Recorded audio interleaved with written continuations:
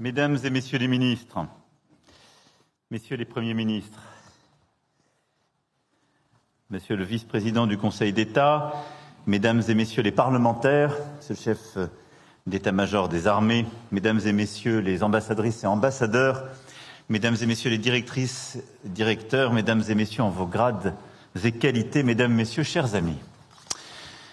Je suis heureux de vous retrouver ici à l'orée de cette semaine de travail à Paris et sous l'autorité de la ministre de l'Europe et des Affaires étrangères, Catherine Colonna, du ministre délégué au commerce extérieur, Olivier Becht, de la secrétaire d'État chargée de l'Europe, Laurence Boone, et de la secrétaire d'État chargée du développement et des partenariats, Chrysoula Zakharopoulou. Chacun d'entre vous s'est mis au service des Français, je vous en remercie. La difficulté de ces discours est double et elle s'accroît chaque année pour votre serviteur. D'abord, il est évident que les discours sont toujours trop longs et à mesure qu'on les relit, on s'aperçoit qu'on ne parle pas de telle ou telle région, de tel ou tel espace. Et donc c'est toujours une cote mal taillée pour essayer d'être le plus exhaustif possible et de vous soumettre à un exercice qui est encore supportable. La deuxième difficulté, c'est qu'à mesure que les années passent, on est soumis à deux risques. Le premier est de se répéter. Je vais tâcher de ne pas trop le faire aujourd'hui, mais veuillez m'en excuser si tel est le cas. Le deuxième serait plus grave, c'est celui de se contredire. Je vais aussi veiller à ne pas faire ça, même si les circonstances parfois changent et amènent à revisiter certains des éléments qu'on avait pu engager. En tout cas, une chose est sûre et elle intangible, c'est que l'engagement qui est le vôtre, le bras armé diplomatique que vous représentez est important pour notre pays. Et les Français déploient l'énergie, le talent, l'ambition qui permettent que, précisément, notre pays soit à nouveau la première destination des investissements étrangers en Europe, un pays d'innovation, de transition rapide vers la neutralité carbone, un acteur majeur de la sécurité en Europe et dans le monde, un partenaire essentiel du développement et de la solidarité internationale, et tout ça est le fruit de votre engagement et de votre travail, dans un contexte de plus en plus compliqué. Et je voulais commencer, avant de rentrer dans le vif du sujet, par justement dire un mot de ce contexte, qui au fond s'est plutôt durci depuis mon premier discours devant vous, mais je crois les fondamentaux de ce monde perturbé, de plus en plus fragmenté, demeurent, des moyens que nous nous donnons avant d'essayer de décliner 4 priorités qui sont, pour une bonne partie d'entre elles, dans la continuité de ce que nous déployons ces dernières années. En effet, je considère que le contexte international se complique et fait courir le risque d'un affaiblissement de l'Occident et plus particulièrement de notre Europe. Il nous faut être lucide sans être excessivement pessimiste dans ce contexte. D'abord, il y a une dilution objective de notre population, de notre richesse produite, de notre part dans les échanges mondiaux. C'est plus vrai encore depuis la crise de 2008-2010. C'est le fruit de l'émergence de grandes puissances internationales qui s'imposent. Ça a été renforcé par la crise énergétique, notre Europe n'étant pas productrice d'énergie fossile, en tout cas à court terme. Ça vient consolider aussi des stratégies que nous poursuivons, mais c'est là. Et c'est un fait. Ensuite, il y a une remise en cause progressive de notre ordre international, de ses principes, de ces différentes formes d'organisation. Il faut bien le dire, l'Occident avait une place prépondérante, et a encore une place prépondérante. Avec d'abord la montée de la guerre, y compris sur le sol européen, j'y reviendrai dans un instant, la politique aussi de l'état de fait qui, des confins de l'Europe au continent africain et asiatique, s'impose de plus en plus, une forme de montée du politique du ressentiment qui se nourrit ici de l'anticolonialisme réinventé ou fantasmé, là d'un anti-occidentalisme instrumentalisé, la dénonciation d'un double standard que nous avons parfois nourri, il faut bien le dire, en ajustant le droit international à ce que nous pensions bon, et en oubliant que la souveraineté des peuples était un des préalables à notre action, et une contestation croissante du Conseil de sécurité des Nations Unies, mais également de beaucoup de nos organisations internationales. Nous ne pouvons pas ne pas l'entendre. Et du Fonds monétaire international à la Banque mondiale et au-delà, de plus en plus de pays, de manière de plus en plus désinhibée, considèrent que ces structures sont de moins en moins légitimes à leur imposer telle ou telle règle, et que d'ailleurs elles ont été créées dans un monde où ces pays n'existaient pas, ce qui est vrai, et qu'elles représentent un ordre passé, mais qu'elles ne reflètent pas la réalité géopolitique, encore moins démographique et peut-être parfois militaire d'aujourd'hui. Ceci se traduit, sans qu'on doive en majorer la réalité, mais par des symptômes, comme par exemple ce que nous avons vu ces derniers jours avec une tentative d'élargir ce sommet BRICS. Il faut rester lucide sur la réalité de ce qu'il emporte. Néanmoins, il témoigne d'une volonté de faire émerger un ordre alternatif, en tout cas quelque chose qui viendrait se substituer à ce qu'on appelait jusqu'alors un ordre international, vu comme trop occidental, ou en tout cas aux règles devenues moins légitimes. Tout ça dans un contexte croissant de tensions sino-américaines, qui, il faut bien le dire, bouscule aussi notre droit international, puisqu'il s'est traduit ces derniers mois par une remise en cause patente de notre ordre commercial international. La première et la deuxième puissance commerciale décidant de fait de ne pas respecter les règles commerciales jusqu'alors établies. Ce qui est un fait nouveau, mais enfin qu'on ne peut pas non plus totalement ignorer. Une forme de nouveau protectionnisme monte, il est là.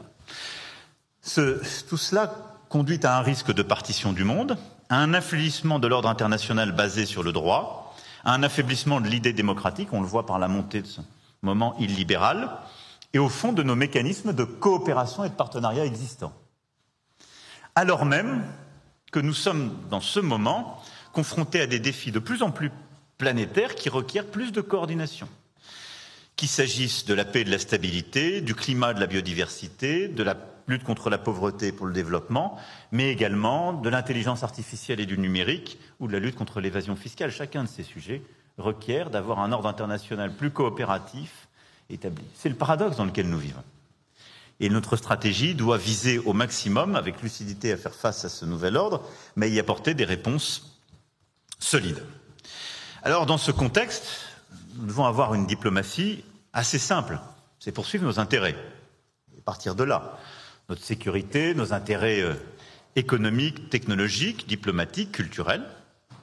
C'est de le faire en défendant aussi nos principes, et c'est ce qui, je crois, nous différencie parfois d'autres pays, une certaine aspiration à l'universel, et donc à cet égard, la défense des droits de l'homme, de la dignité humaine, le partenariat avec les acteurs humanitaires, la défense du droit international et le respect de la souveraineté des peuples.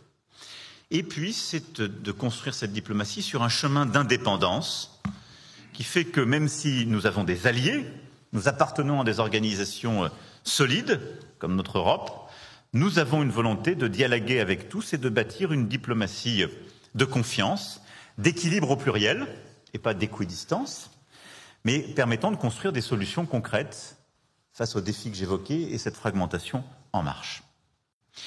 Pour cela, nous nous sommes donné ces dernières années, en particulier encore plus ces derniers mois, les moyens. Et je veux remercier à la fois les administrations, mais également les parlementaires ici présents, car nous avons pris des choix forts, cohérents, face à ce contexte international. Je le disais il y a un an ici même, nous avons réinvesti notre diplomatie, conjuré presque 3 décennies de baisse d'effectifs constants depuis cette année, nous continuerons.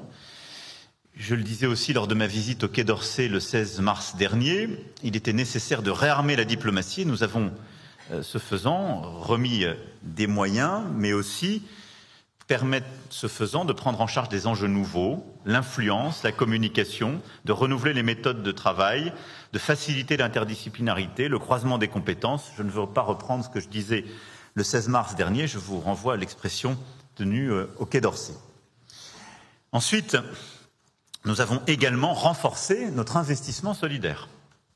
En donnant plus de moyens, notre APD a été porté au niveau record de 0,55% du revenu national brut en 2023, comme nous nous étions engagés en 2017 et comme la loi prise sous le précédent quinquennat l'avait prévu, ce qui permet désormais à la France d'être le 4e contributeur net à l'effort mondial en termes d'investissement solidaire.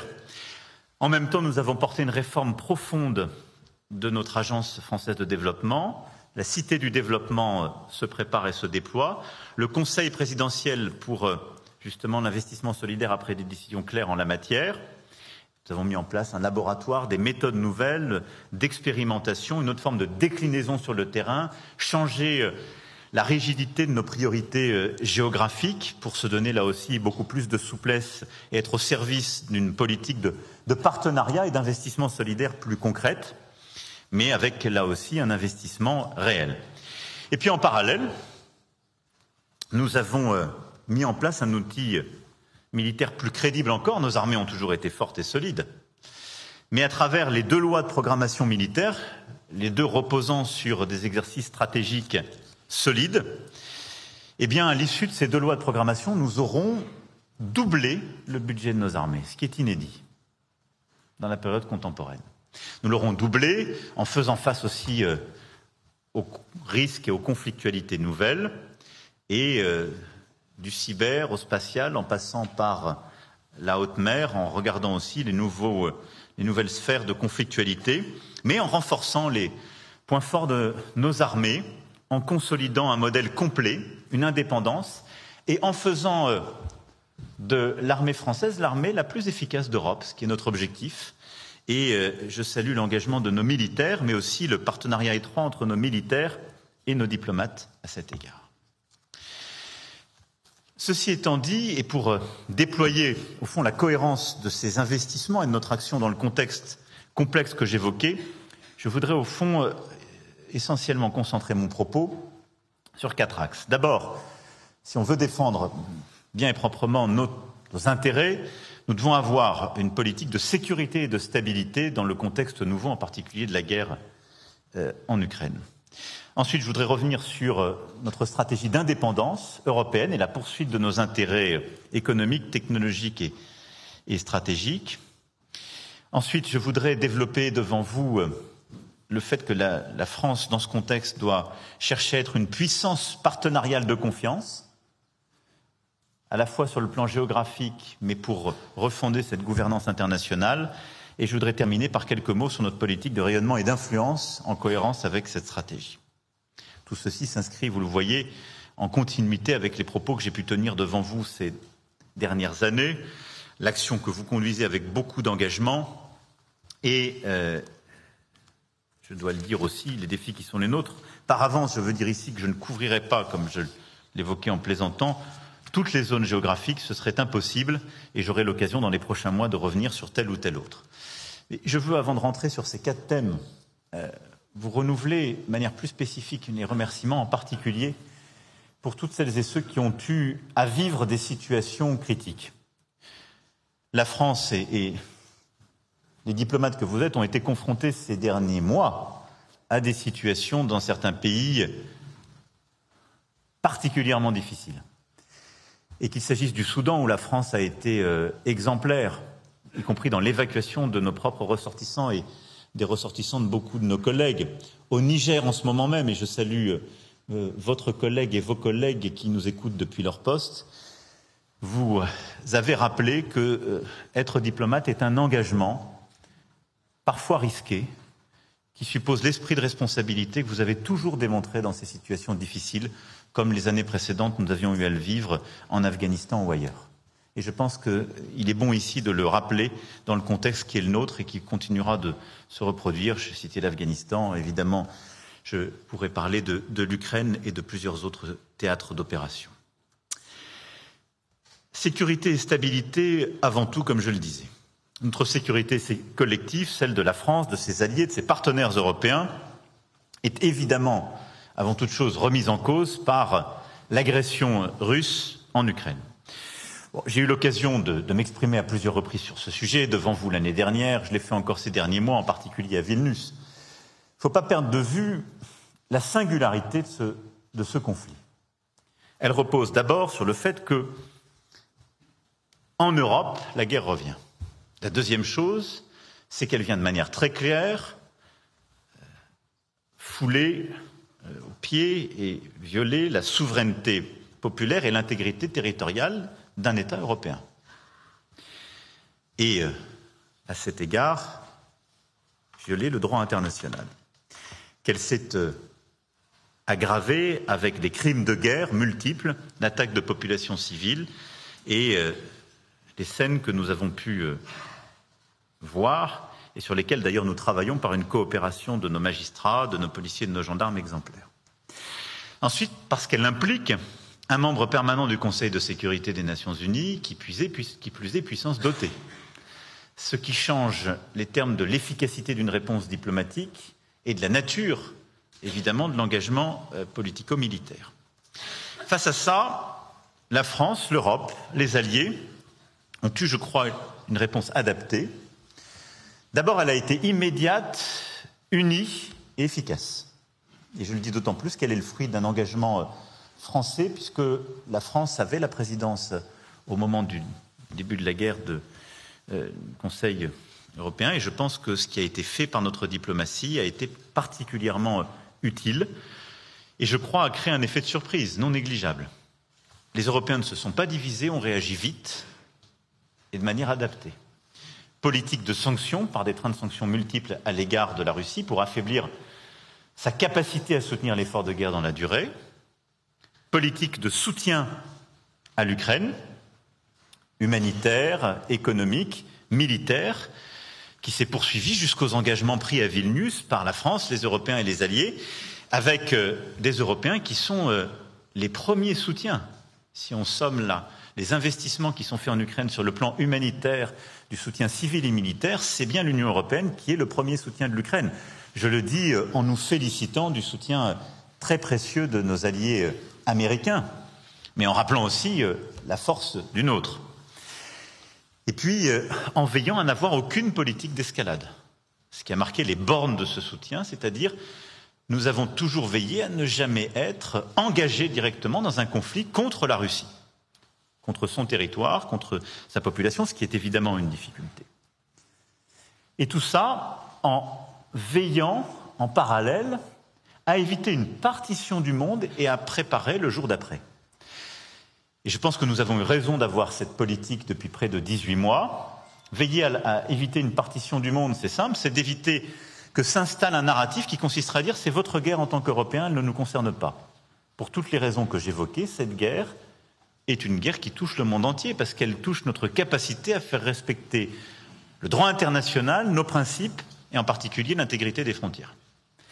Et donc il était essentiel de continuer à œuvrer dans tous les forums internationaux parce que cette guerre soit au cœur de nos préoccupations, d'une condamnation claire et d'une action diplomatique de tous et qu'on évite une division.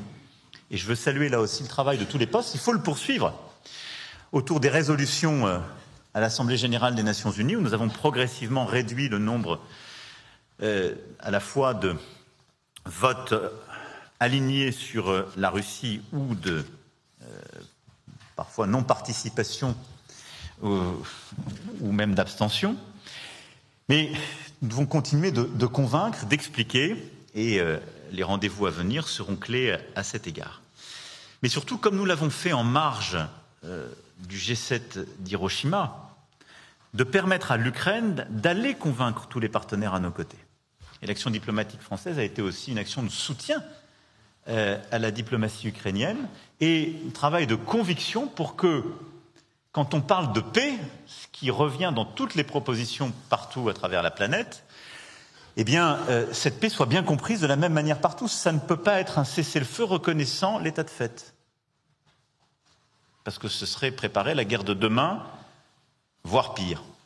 Mais c'est bien une paix durable, c'est-à-dire respectueuse de la souveraineté du peuple ukrainien et du droit international. Et dans cet ordre, on peut construire, en associant davantage, comme ça a été fait ces derniers mois, toutes les géographies de la planète pour construire une situation viable dans la durée, consacrant ce faisant, je crois, les efforts que nous avons pu faire et évitant une partition du monde. L'action de la France s'est aussi traduite par un engagement tout particulier auprès de l'Agence internationale de l'énergie atomique pour veiller au risque de prolifération allant dans cette direction. Les prochains mois continueront d'être structurés par ces axes.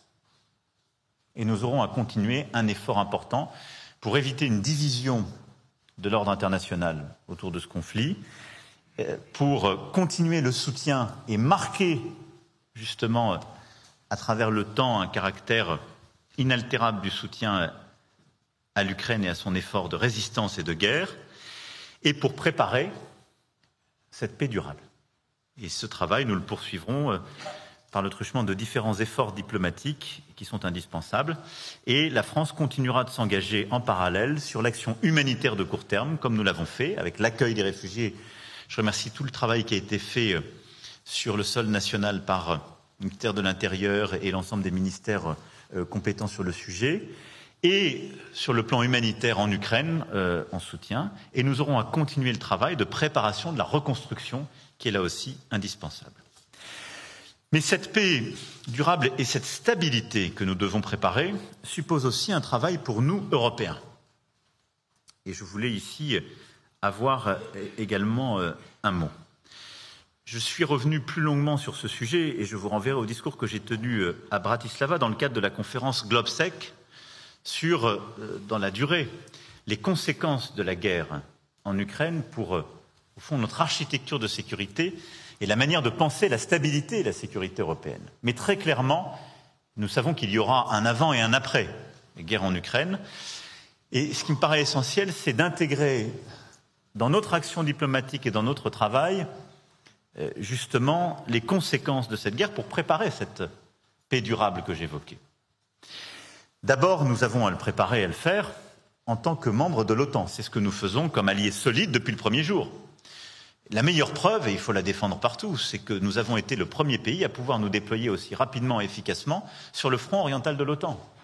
Quelques jours après le début du conflit, la France se déployait en Roumanie, apportait des éléments de confiance sur ce flanc oriental.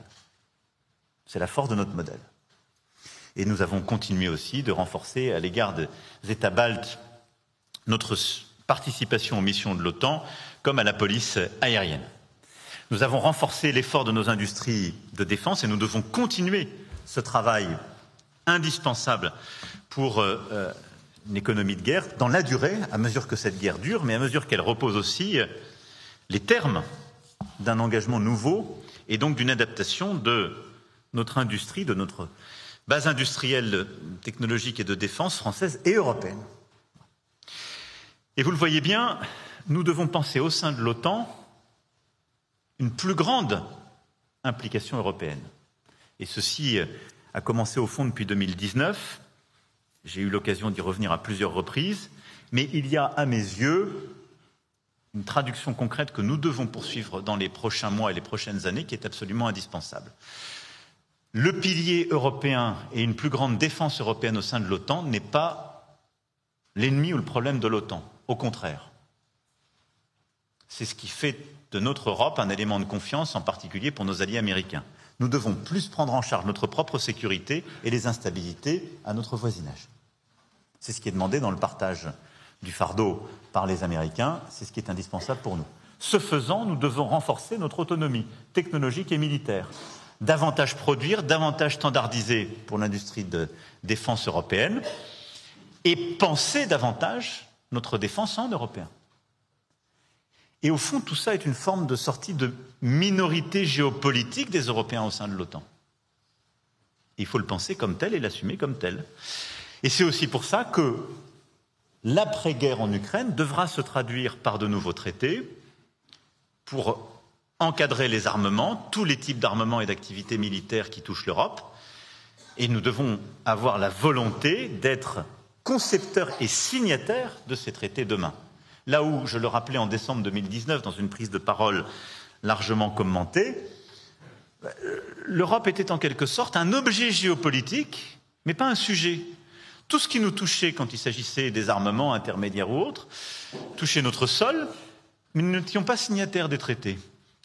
Et le non-respect par l'un ou la dénonciation par les deux nous touchait sans que nous puissions en quelque sorte faire autre chose que nous indigner.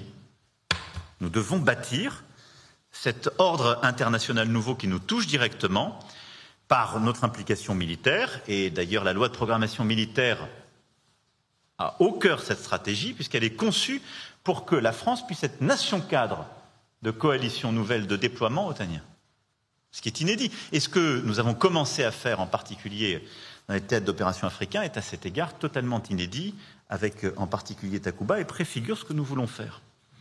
Et donc nous devons continuer de convaincre tous nos partenaires européens de la nécessité de cette stratégie à travers des coopérations de défense bilatérales ou européennes, à travers plus d'intimité stratégique et opérationnelle, que nous avons commencé avec l'initiative européenne d'intervention et que nous devons déployer dans les années qui viennent, et à travers de nouvelles coopérations capacitaires. Et à cet égard, je veux dire l'importance pour nous des coopérations bâties avec l'Allemagne, qu'il s'agisse de l'avion ou du char du futur. Nous savons que les débats sont parfois difficiles, que les remises en cause peuvent arriver quelquefois. Nous sommes intraitables sur le caractère stratégique de ces partenariats décidés ici même en juillet 2017 avec la chancelière Merkel à l'époque. Mais nous devons dans le temps les poursuivre et bâtir de nouveaux partenariats capacitaires, qu'il s'agisse du spatial, du maritime ou du cyber, car c'est ainsi qu'on renforcera ce pilier européen d'une défense de tous les alliés. Au-delà de ce cadre, nous devons penser une stabilité européenne qui ne soit pas uniquement sécuritaire et qui, en quelque sorte, ne se fasse pas uniquement par le truchement de l'OTAN.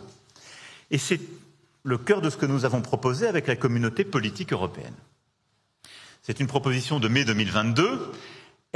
C'est une vieille idée française, je dirais franco-tchèque, puisque c'est à peu près ce que Václav Havel et François Mitterrand avaient proposé avec la Confédération européenne.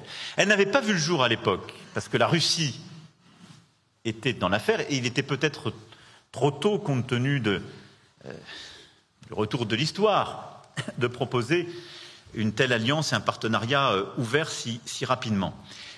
Mais cette communauté politique européenne, proposée en mai 2022, qui a déjà eu 2 premières réunions, à Prague et à Chisinau, et qui donnera lieu à une nouvelle réunion à Grenade dans quelques semaines, c'est une victoire française déjà, mais c'est aussi une victoire et avant tout européenne. C'est l'idée de dire que l'Europe doit se penser comme un continent large, géopolitique, pas simplement à travers des alliances militaires structurées par l'histoire, de manière absolument non conflictuelle avec son voisinage, mais pour structurer les thématiques d'immigration, d'énergie, de sécurité, d'innovation, de connectivité, etc., etc. Et qu'au fond, il faut bâtir de l'intimité stratégique, davantage de convergence pour consolider une Europe géopolitique. Nous devons continuer d'avancer sur ce terrain et ce forum sera absolument déterminant si on veut bâtir dans la durée une Europe en paix. Et puis, au-delà de cela, il y a évidemment notre Union européenne qui, dans les prochains mois, mais j'aurai l'occasion d'y revenir de manière spécifique, aura à vivre un double mouvement qui n'est pas incompatible, mais qui supposera quelque audace et quelques changements institutionnels à coup sûr. C'est que nous avons en Européens à penser à la fois plus d'intégration de nos politiques, j'y reviendrai en parlant d'autonomie, mais on le voit bien en matière de défense, en matière de climat, en matière technologique, en matière d'économie. Le cœur de l'Europe a besoin d'être plus intégré si on veut faire face aux défis présents. Et si nous voulons être plus forts, plus stables, nous sommes engagés sur une voie d'élargissement, en particulier à l'égard des Balkans occidentaux, car il est impossible d'avoir une Europe qui est en quelque sorte mitée par de l'instabilité géopolitique, des interférences et une espèce de processus sans fin qui nourrit le désespoir et les divisions. Le risque serait de répliquer ce que nous avons déjà fait, c'est-à-dire de penser l'élargissement sans l'intégration. Je peux témoigner assez aisément qu'une Europe à 27, c'est assez compliqué à faire évoluer sur les sujets essentiels. Ce sera de plus en plus. Une Europe à 32 ou 35 ne sera pas plus simple, pour rester pudique. Et donc, il nous faut une certaine audace pour accepter plus d'intégration sur certaines politiques, peut-être d'ailleurs plusieurs vitesses de cette Europe. J'ai déjà eu l'occasion d'en parler il y a 5 ans, et j'y reviendrai dans quelques mois, mais il est clair que l'Union européenne sera un pilier de cette stabilité, de cet ordre à venir. Mais vous le voyez à mes yeux, de l'OTAN et du pilier européen en matière de défense, en passant par la communauté politique à l'Union européenne, les défis sont majeurs pour penser l'après-conflit. Il faut le penser dès maintenant et le structurer dès maintenant. Mais cela passera par une plus grande lucidité géopolitique et militaire des Européens, une volonté d'avoir plus d'autonomie, une volonté de préserver notre union et de conserver aussi une dynamique d'approfondissement pour les membres qui sont prêts à aller dans ce sens parmi nous. Pas tous, mais en ayant en quelque sorte cette attractivité seule permise par l'audace de quelques-uns. Ceci, évidemment, ne vaut que si, dans les mois et les années qui viennent, nous restons fermes sur la doctrine, la stratégie qui est la nôtre à l'égard de l'Ukraine et de la Russie. La Russie ne peut ni ne doit gagner cette guerre. Parce qu'alors ce serait l'instabilité sur le sol européen et parce qu'alors ce serait la fin de toute confiance dans les principes du droit international. Ce qui veut dire que pour nous, Européens, et pour nos alliés, je l'espère aussi durablement, ce sera un investissement financier, diplomatique et capacitaire considérable pour les années à venir, qui doit aussi réinterroger certains fondamentaux, parce qu'on ne peut pas faire comme si cet effort n'existait pas. Mais il nous faut cette constance, car sinon tout ce que je viens d'évoquer aurait beaucoup moins de pertinence. Nos intérêts sécuritaires et humanitaires en tant qu'Européens ne s'arrêtent pas là, et je voudrais dire quelques mots sur 2-3 sujets préoccupants à cet égard. Nous continuerons d'être très vigilants sur la situation sécuritaire et politique dans les Balkans occidentaux. À cet égard, nous avons bâti avec l'Allemagne une nouvelle feuille de route et une nouvelle proposition à l'égard du différend entre la Serbie et le Kosovo. Je crois que cette feuille de route est bonne. Elle a été soutenue par les négociateurs européens et notre haut représentant. Nous attendons donc un réengagement clair des deux parties, c'est-à-dire un réengagement sur les élections municipales attendues, un réengagement serbe dans les institutions afférentes, une reconnaissance des municipalités justement dans le nord serbe de la part des autorités kosovares, une pacification de cette situation. Et je le dis parce que la France et l'Allemagne se sont engagées, ont aussi eu des mouvements d'ouverture, en particulier sur la politique de visa ou sur d'autres éléments économiques qui seront revus s'il n'y a pas une politique de responsabilité de la part des deux parties. Mais nous continuerons avec nos partenaires allemands à être très vigilants sur ce sujet et sur tout ce qui touche à la stabilité des Balkans occidentaux. Et puis nous continuerons aussi d'être engagés sur le Caucase. Après la guerre de 2020, que nous avons condamnée, comme vous le savez, la situation humanitaire est aujourd'hui particulièrement préoccupante dans le Haut-Karabakh. À cet égard, j'aurai l'occasion d'échanger cette semaine avec le Premier ministre Pachinian et avec le président Aliyev. Nous demanderons le plein respect du corridor humanitaire de la Chine et nous prendrons à nouveau une initiative diplomatique en ce sens sur le plan international pour accroître la pression, mais rien ne saurait justifier la situation humanitaire qui est aujourd'hui vécue par les populations au Haut-Karabakh.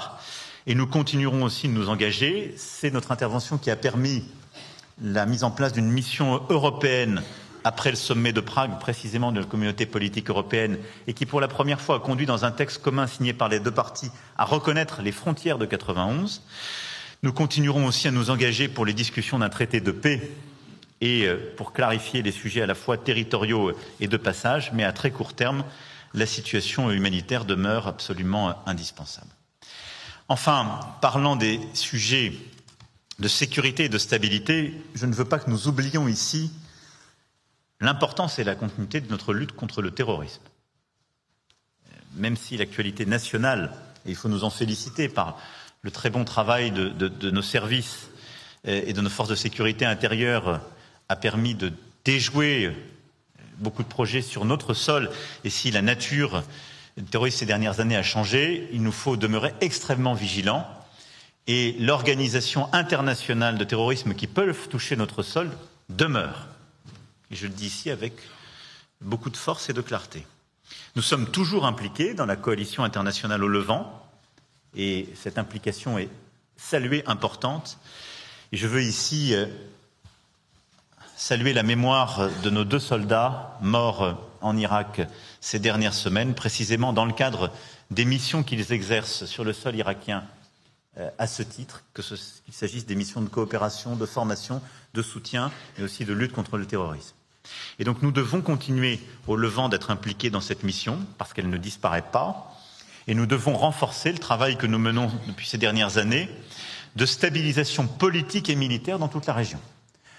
En soutien de l'Irak et de sa souveraineté, c'est ce que nous avons mis en place avec la conférence de Bagdad, qui tiendra sa 3e édition fin novembre, et à laquelle je me rendrai comme à chaque fois, et qui permet justement de consolider un agenda régional en soutien de la souveraineté irakienne.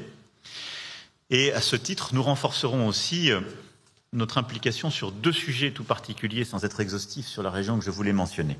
Le premier, c'est la Syrie.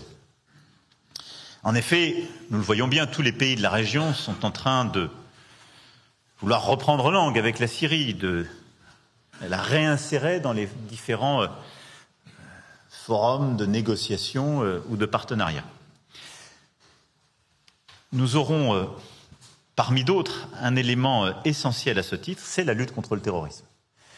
Et je retournerai à la conférence de Bagdad avec un de ces points, justement, que je mettrai en avant. Et j'ai eu l'occasion, qu'il s'agisse de nos dialogues avec la Jordanie, les Émirats arabes unis, l'Irak, comme je l'évoquais, l'Arabie saoudite ou d'autres, quelque réinsertion que ce soit dans les instances régionales doit supposer une coopération accrue dans la lutte contre les organisations et les groupes terroristes sur le sol syrien et dans la région, et lever toute ambiguïté, mais également doit s'accompagner d'un processus politique permettant aux réfugiés de réintégrer avec des garanties de protection, de reconnaissance et de sécurité politique et économique le sol syrien. Le deuxième point que je voulais faire, c'est l'Iran. Je me félicite des avancées de ces dernières semaines, mais peut-être est-ce l'expérience, je ne saurais trop me féliciter avec beaucoup d'enthousiasme. Parce que nous savons que d'abord les accords peuvent être fragiles, que parfois ceux qui les concluent les dénoncent, et que ceux qui les signent ne les respectent pas, ce qui rend humble sur la nature des accords qui peuvent se signer en la matière. Je veux dire simplement à l'égard de l'Iran, d'abord que la France continuera d'avoir une politique claire, aucune faiblesse, et une demande très ferme que nos 6 ressortissants qui sont détenus de manière arbitraire soient libérés. Rien ne justifie la détention de 6 ressortissants français aujourd'hui dans les prisons et dans des conditions inadmissibles en Iran. La deuxième chose, notre souhait est évidemment un encadrement clair, transparent des activités nucléaires. Le retour au JCPOA est une très bonne chose s'il est suivi des mesures de confiance et d'un bon suivi par l'agence internationale compétente. Mais nous devons continuer d'encadrer justement ces activités et retrouver en tout cas un chemin qui est indispensable pour toute la région. Mais troisième élément que je ne veux pas oublier, c'est aussi d'encadrer les activités de déstabilisation régionale que l'Iran a menées ces dernières années. Et pour tous nos partenaires, c'est un point indispensable. Et donc, un réengagement doit passer par une clarification aussi de la politique de l'Iran à l'égard de ses voisins directs, à l'égard d'Israël et de sa sécurité, à l'égard du Liban et de sa stabilité. Et à ce titre, je veux remercier tout particulièrement Jean-Yves Le Drian pour la mission qu'il conduit à ma demande et auprès d'un ministre depuis maintenant plusieurs mois.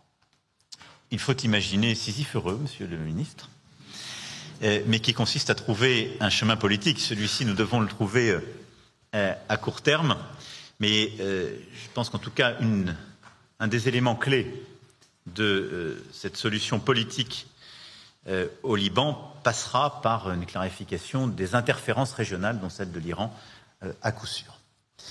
Enfin, parler de stabilité, de sécurité et de lutte contre le terrorisme me conduit évidemment à évoquer l'Afrique. Nous n'avons pas en Afrique uniquement, avant tout, et je dirais même comme accent tonique, une approche sécuritaire. Je vais ici être très clair, et j'y reviendrai dans un instant. Mais enfin, de fait, nous avons eu une implication sécuritaire parce qu'il y avait des risques terroristes, et qu'il y en a toujours, et parce qu'il y a eu une demande d'État souverain que nous venions les aider. Et c'est dans ce cadre qu'a été décidée d'abord l'opération Serval, puis l'opération Barkhane. Je le dis avec beaucoup de force parce que si on l'oublie aujourd'hui, et si on cède aux arguments inadmissibles de cette alliance baroque des prétendus panafricains avec les néo-impérialistes, on vit chez les fous. La France est intervenue dès 2013 parce que des États nous ont demandé d'intervenir parce qu'ils étaient en train d'être simplement coupés en deux. Si la France n'était pas intervenue, si nos militaires n'étaient pas tombés au champ d'honneur en Afrique, si Serval puis Barkhane n'avaient pas été décidés, nous ne parlerions pas aujourd'hui ni de Mali, ni de Burkina Faso, ni de Niger. Ces États n'existeraient plus aujourd'hui dans leurs limites territoriales. Je peux vous le dire avec certitude. Et donc quand j'entends parfois même des responsables politiques français nous expliquer que Barkhane serait une défaite, je le dis, ne prenez pas les arguments de l'ennemi. Parce qu'à ce moment-là, vous desservez tout le monde. Vous rendez un drôle d'hommage à nos militaires. Et donc il faut avec beaucoup de force défendre le bien fondé de ces opérations. Nous sommes allés aider des pays amis et partenaires à défendre leur sol et à lutter contre le terrorisme chez eux. C'est un reproche qu'il faut nous faire? C'est mal d'avoir fait ça? De grâce? Non. Et donc, oui, nous devons être exigeants, repenser des partenariats nouveaux et ne céder à aucune forme de paternalisme contemporain. Je vais y revenir dans un instant sur notre politique africaine. Enfin, il ne faut pas commencer à tout inverser et à considérer que maintenant, on ne pourrait plus aller aider un État qui veut défendre l'ordre chez lui sur une base légale. Et c'est le cadre dans lequel nous sommes intervenus dans la région. Demande souveraine, demande de la CEDEAO. Nous sommes en train de changer ce cadre. Je vous renvoie au discours que j'ai tenu ici en février dernier. Pourquoi ? D'abord parce qu'il ne faut pas rester trop longtemps à lutter contre le terrorisme, mais parce que la nature de ce conflit change. Parce que la nature même du terrorisme est en train de changer dans toute la région, parce qu'on voit une montée du fait ethnique, parce qu'il y a une crise au fond politique et économique qui s'installe au Sahel et qui est en train d'installer et en quelque sorte de créer dans la durée une crise dont les nouvelles formes de terrorisme sont une conséquence. Et donc il était tout à fait pertinent d'avoir l'action que nous avons conduite, mais elle ne peut pas durer sous la même forme. Elle doit être adaptée. C'est ce que nous avons d'ailleurs décidé il y a quelques années dans un premier réajustement de notre dispositif, ce que nous avons décidé en début d'année par une politique de réaménagement de toutes nos bases, d'allègement et de partenariat, et c'est ce que nous sommes en train de faire et sur lequel nous irons encore plus loin dans les prochains mois. Pourquoi ? Parce qu'une présence stable, posée en quelque sorte sur le plan militaire, est un argument utilisé par nos ennemis dans le cadre de la lutte informationnelle pour nous fragiliser, alors même que le cœur de la réponse doit être politique par les États africains, et donc la France ne peut pas être un substitut, et la réponse militaire ne peut pas être quelque chose qui se substitue à la réponse politique. Et donc ça doit d'abord être une réponse politique. Notre présence militaire doit se structurer sur la base de partenariats demandés par les pays africains, qu'il s'agisse de formation, d'équipement, etc. Et donc nous repensons totalement le cadre de ce partenariat, totalement, y compris sur les capacités militaires que nous livrons, y compris sur les formations que nous avons rouvertes. Et dans le cadre de la loi de programmation militaire, le ministre et le SEMA m'ont proposé un schéma totalement différent sur lequel nous allons aller encore plus loin. Mais il est indispensable de poursuivre ce chemin avec, là aussi, de nouveaux partenaires. Le Bénin, pour n'en citer qu'un, dans la région du Golfe de Guinée, le Kenya, avec lequel aussi nous bâtissons de nouvelles opérations régionales, et en nous appuyant sur des forces régionales permettant d'assurer la sécurité. Sur le cas du Niger, c'est exactement ce que nous sommes en train de faire. Alors, si vous me permettez, au-delà de cette doctrine d'ensemble, de revenir sur ce que nous avons vécu cet été. C'est un coup d'État contre un président démocratiquement élu, venant d'une ethnie minoritaire, qui a mené des réformes courageuses, économiques, politiques, sur les plans pour son pays, qui clarifie à peu près tous les domaines, qui est engagé sur tout l'agenda international qui est le nôtre et celui des Nations Unies, et qui est pris en otage dans le palais présidentiel par des putschistes depuis maintenant 1 mois. Alors, on a dit que la France était trop engagée en soutien au président Bazoum. J'entends les gazettes, je lis le commentaire parfois des autres capitales. Mais on ferait quoi si un coup d'État comme ça se passait en Bulgarie ou en Roumanie ? On irait dire, il ne faut pas trop s'engager. On va regarder, parce que les putschistes nous ont proposé un Premier ministre. Voilà, on va s'engager, c'est ça la bonne politique. Il ne faut pas être jusqu'au boutiste, on n'est pas chez nous. C'est ça ce que veulent faire les autres capitales. Et on voudrait dire que la démocratie est une idée qui est bonne pour l'Afrique, qu'on ne fait pas de double standard. C'est inadmissible. On a un homme intègre, démocratiquement élu, courageux parce que pour la première fois dans un tel cadre, il ne démissionne pas au péril de sa vie et de celle de sa famille. Et on nous explique que la bonne politique aujourd'hui, ce serait de le lâcher. Parce que c'est devenu à la mode. Parce qu'en fait, il faudrait produire local maintenant, même quand ce sont des putschistes. Et de Washington, en passant par d'autres capitales européennes, j'ai entendu des voix, j'ai écouté des journaux, j'ai lu des tribunes qui nous expliquaient « N'en faites pas trop, ça devient dangereux. Ça devient dangereux. » Non, on doit être clair, cohérent. Cohérent. Sinon, qui nous écoutera? Dans quelle capitale africaine on peut dire qu'on a une politique de partenariat avec un dirigeant si quand ils subissent cela, on ne peut pas être en soutien? Donc je pense que notre politique est la bonne. Elle repose sur le courage du président Bazoum, sur l'engagement de nos diplomates, de notre ambassadeur sur le terrain, qui reste, malgré les pressions, malgré tout et malgré toutes les déclarations d'autorité illégitimes, grâce à l'engagement de nos forces de sécurité intérieure et de nos militaires. Maintenant, il faut être clair, nous ne sommes pas engagés et il ne faut pas céder à un narratif utilisé par les putschistes qui consisterait à dire notre ennemi est devenu la France. Le problème des Nigériens aujourd'hui sont des putschistes qui les mettent en danger parce qu'ils abandonnent la lutte contre le terrorisme, parce qu'ils abandonnent une politique qui était bonne économiquement pour eux et qui sont en train de perdre tous les financements internationaux qui étaient en train de leur permettre de sortir de la pauvreté. C'est ça la réalité. Et si on ne le dit pas nous avec courage, qui le dira?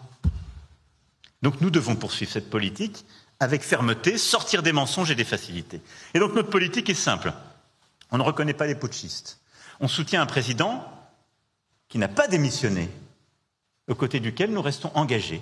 Et nous soutenons l'action diplomatique, et quand elle le décidera, militaire, de la CEDEAO, dans une approche de partenariat, qui est celle que j'ai présentée en février dernier. Ni le paternalisme, ni la faiblesse, parce que sinon, on n'est plus nulle part. Et nous devons continuer avec force de le soutenir, et j'appelle tous les États de la région avoir une politique responsable, parce qu'il faut être clair, si la CEDEAO abandonne le président Bazoum, je pense que tous les présidents de la région sont à peu près conscients du destin qui leur sera réservé. Et la faiblesse que d'aucuns ont d'ailleurs montrée à l'égard des putschs précédents a nourri des vocations régionales. Il y a une épidémie de putsch dans tout le Sahel, mais qui repose sur quoi? Sur la faiblesse de système militaire, sur une insuffisante efficacité, et aussi sur la politique que nous devons conduire en soutien avec toute la région, et j'y reviendrai dans un instant. Et donc je pense que nous devons sur ce point être clairs, la période est très difficile, elle est surtout difficile pour les Nigériens et pour nos postes avancés, mais nous devons avec fermeté, là aussi, éviter tout double standard, être sur nos principes et avoir cette politique de clarté. Ça c'est le premier axe, sécurité, stabilité, sur lequel je voulais revenir à travers ces différents chapitres, je vous rassure, c'était le plus long. Le deuxième grand intérêt qui est le nôtre, quand on parle de la France, sont nos intérêts économiques, technologiques, stratégiques, qui est au fond au service de l'agenda que j'ai défini pour le pays, de renforcer notre indépendance dans toutes les acceptions du terme, immédiate et dans la durée. L'indépendance ne veut pas dire l'autarcie, mais ça veut dire que quand on a des partenaires, on les choisit, mais on ne peut pas durablement être une puissance, avoir même une diplomatie, parfois des actions militaires fortes et crédibles, si on a des dépendances économiques, technologiques ou de matériaux à l'égard de tel ou tel. Oserais-je dire que nous l'avons vécu dans la période récente, nous tous Européens, et tout ça nous a conduit à un réveil. Ça doit irriguer notre approche à tous égards et notre diplomatie. C'est la clé d'une sécurité durable, et c'est la clé d'autant plus que nous sommes à un moment de réallocation internationale des ressources et des innovations. Et ce qui est en train de se faire aujourd'hui va décider du monde dans 10 ans, 15 ans, 20 ans. D'abord, il y a une prédation sur les ressources et matériaux rares, il ne faut pas être naïf. Les Chinois l'ont commencé avant nous, on les regardait jouer au Go, on se demandait quel était le jeu, maintenant on est en train de comprendre. Mais il y a des matériaux rares et des ressources sur lesquelles nous, Français, Européens, nous devons avoir accès pour diversifier et ne pas dépendre. Et ensuite, sur deux grands sujets, les industries vertes et l'intelligence artificielle, les nouvelles technologies, il y a un moment d'investissement massif et de réallocation des forces productives qui va déterminer beaucoup de choses, de nos capacités à être indépendants, à bâtir des emplois dans nos pays, mais y compris à avoir des technologies civiles et militaires souveraines dans l'avenir. Et ceci doit absolument structurer notre approche diplomatique en la matière. C'est pourquoi, si on veut être indépendant, il faut une stratégie française et européenne d'autonomie stratégique.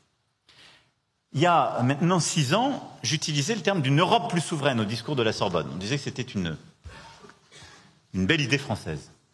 Pour les gens les plus pudiques, les plus positifs, les autres disaient que c'est une foutaise française. Et ça ne viendra pas, c'est ça pour se faire plaisir. Je constate qu'il y a eu un réveil ces 5 dernières années, ce qui est notre victoire collective. D'abord, cette idée a été adoptée par tous les Européens. Alors, c'est souveraineté, c'est autonomie stratégique. Chacun fait avec ce avec quoi il est à l'aise. Moi-même, je ne comprends pas les 50 nuances de gris en la matière. Et d'ailleurs, selon les capitales, on me dit que l'un préfère l'autre. À la fin, je crois qu'on comprend tout ce que ça veut dire. Ça veut dire maîtriser davantage notre destin à travers ce qu'on produit, ce qu'on achète et les dépendances contraintes en diversifiant. Et donc, nous avons ces dernières années, de la défense à la technologie, à l'énergie, cristallisé un vrai réveil européen et mis en œuvre de vraies politiques avec des résultats. En matière de défense, on a commencé avec le Fonds de défense, l'initiative européenne d'intervention, et il faut aller beaucoup plus loin.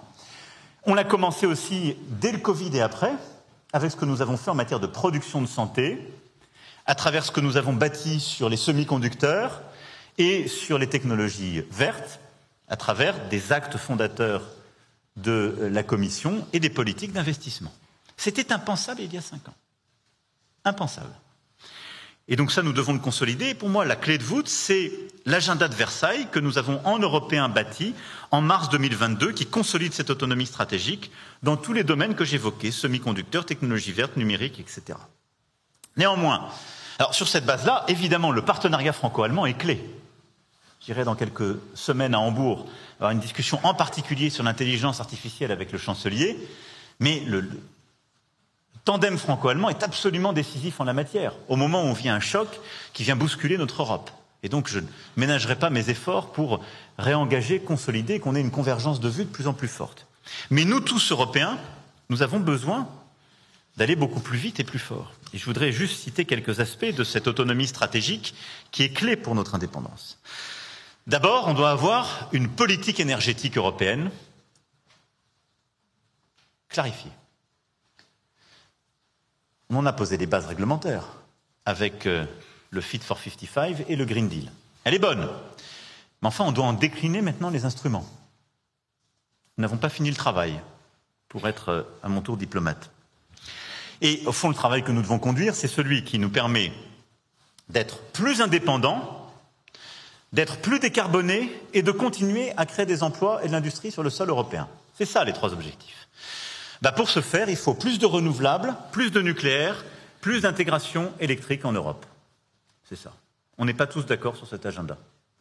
Et donc il va falloir relancer, démultiplier les efforts, mais je vais être clair, plus de charbon en Europe, c'est pas bon pour cet agenda.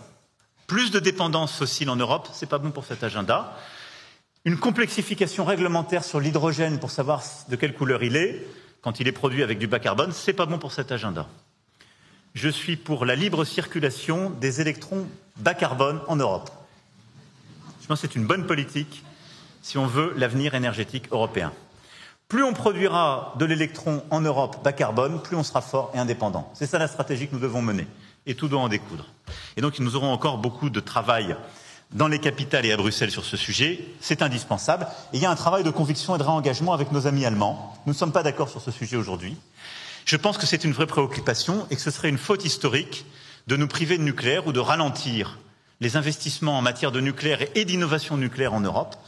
Et notre priorité ne doit pas être de nous diviser sur des modèles énergétiques différents, mais au contraire de renforcer l'intégration du réseau électrique européen, ce qui est absolument indispensable parce qu'on va devoir électrifier de plus en plus.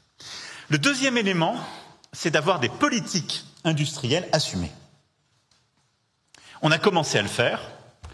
Il faut le démultiplier, aller beaucoup plus vite et plus fort. Je vous renvoie à cet égard au discours que j'ai prononcé à La Haye sur notre nouvelle doctrine de sécurité européenne. C'est un en même temps auquel je crois aussi. Évidemment, il faut une politique de marché unique forte, et donc plus d'intégration du numérique aux différents champs industriels. Mais il faut une politique industrielle assumée, où on aide et on investit, parce que les Chinois et les Américains le font. Et aujourd'hui, si je devais résumer en une formule peut-être un peu brutale, l'Europe a tendance à surréglementer et à sous-investir trop lentement. Et donc une vraie politique industrielle compétitive européenne, c'est d'avoir plus d'innovation, plus d'investissement, moins de surréglementation. Et donc de mettre en œuvre ce sur quoi on s'est engagé, mais surtout d'avoir plus de force économique européenne au niveau du continent, plus de rapidité d'exécution, et de pouvoir, qu'il s'agisse de technologie verte, de l'intelligence artificielle ou autre, être en mesure de faire la compétition avec les Américains et les Chinois. On a commencé par les actes qui ont été pris depuis les expressions peut-être un peu directes que j'avais eues en fin d'année dernière suite à l'Inflation Reduction Act. On a eu raison de faire ça. On doit aller plus vite et plus fort parce que nous ne sommes pas encore à la masse et nous sommes trop divisés en Européens. Troisième élément, on doit avoir une politique commerciale plus réaliste. Je l'ai dit, l'Europe ne peut pas être le dernier continent qui continue à faire des accords commerciaux d'ancienne génération. Et il y a deux faits nouveaux que nous devons intégrer dans notre politique commerciale, nos intérêts stratégiques et le climat. Nos intérêts stratégiques, c'est que quand les États-Unis et la Chine décident que les technologies vertes supposent de ne pas respecter les règles de l'OMC, on ne peut pas être les derniers à le faire. Et donc on doit avoir une politique commerciale qui défend la base productive européenne. Moi, je ne veux pas préparer une France et une Europe où on pourra acheter des technologies qui sont construites ou en Chine ou aux États-Unis. Ça n'est pas sérieux. Et donc nous devons l'intégrer dans notre politique commerciale.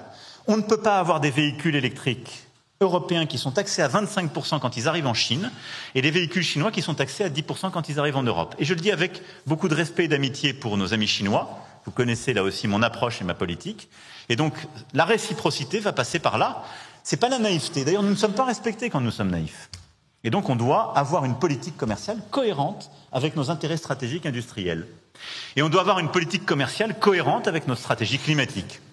C'est pas possible de demander à nos industriels et nos agriculteurs de respecter des normes et de négocier des accords commerciaux avec des puissances qui ne les respectent pas pour importer ce qu'on a interdit de produire chez nous. Il n'y a personne qui comprend ça en France. Et on ne peut pas défendre une telle option. C'est ce qui nourrit les populismes partout en Europe et c'est ce qui est en train de préparer un agenda absolument catastrophique qui fait monter les extrêmes partout en Europe. C'est pourquoi nous continuerons d'être opposés à des accords commerciaux qui permettraient d'importer sur le sol européen des produits qui ne respectent pas nos normes sanitaires, climatiques, qu'il s'agisse du carbone ou de la biodiversité. C'est d'ailleurs ce qui fait de nous ensuite une puissance prescriptrice en la matière. Je vous rappelle que c'est parce que nous avons poussé les premiers à l'interdiction de la déforestation importée qu'on a mis la pression sur beaucoup de puissances pour éviter d'avoir ces pratiques. Et puis, dernier point, nous devons avoir une Europe en la matière beaucoup plus intégrée et unie. Et ceci est au cœur, cet agenda stratégique et d'autonomie stratégique européen doit être au cœur de l'agenda européen à venir et, à mes yeux, des échéances de 2024 qui vont structurer le débat européen. Tout ce que j'évoque là, c'est une Europe plus lucide, plus souveraine, plus intégrée, plus unie. Cet agenda, il faut absolument le clarifier, il supposera des réformes structurantes. Mais vous le voyez bien, notre indépendance et la défense de nos intérêts économiques, technologiques, stratégiques passent par cet agenda européen, porté, défendu et, si je puis dire, accru dans les mois et les années qui viennent. Sur le plan bilatéral, j'attends de vous principalement trois choses au-delà des missions que vous connaissez parfaitement et que vous exercez chaque jour. Nous devons continuer de renforcer nos efforts en termes d'exportation. Le bilan commercial, vous le savez, le bilan commercial de la France n'est pas bon. Il n'est pas bon essentiellement à raison de nos dépendances énergétiques. C'est aussi pour ça qu'une stratégie allant vers le bas carbone et la sortie du fossile est une bonne stratégie pour la France d'un point de vue commercial. Nous avons des grands axes forts que nous continuons de consolider qui se fragilisent dans la période en raison parfois des surréglementations, parce qu'il faudrait faut rester prudent sur notre bilan en agroalimentaire. Nous devons renforcer notre politique agroalimentaire à l'export parce que, malgré l'engagement et l'investissement de tous nos producteurs, les réglementations européennes que nous avons accumulées ces dernières années sont parfois un élément de fragilité par rapport aux autres grandes puissances. Il faut être lucide à cet égard. Mais nous devons intensifier notre diplomatie économique et de soutien aux exports. Jeudi sera présenté un plan France Export à cet égard. Et je veux remercier l'implication de toute l'équipe justement de France Export, Business France, la BPI, les CCI, l'AFD avec Proparco et l'ensemble des postes diplomatiques et des services économiques. Ce qui m'importait de dire ici, continuer d'intensifier le soutien aux entreprises de taille intermédiaire, aux PME et aux start-up. La French Tech est une force, elle doit l'être aussi à l'export. 2, ayez ce travail par filière qui a présidé aux travaux qui seront présentés jeudi, parce que de plus en plus, on le voit, les grands groupes qui sont une force à l'export doivent tirer les plus petits. C'était moins un réflexe français, il faut bien le dire, que chez d'autres grands Européens. Il faut le pousser, l'intensifier, mais on a besoin de plus en plus d'une offre intégrée. Parce que dans beaucoup de pays, c'est la réponse à tel défi sur l'hydro qui se développe dans beaucoup de pays émergents et intermédiaires. C'est telle réponse. Il faut que l'équipe de France soit structurée par des approches filières.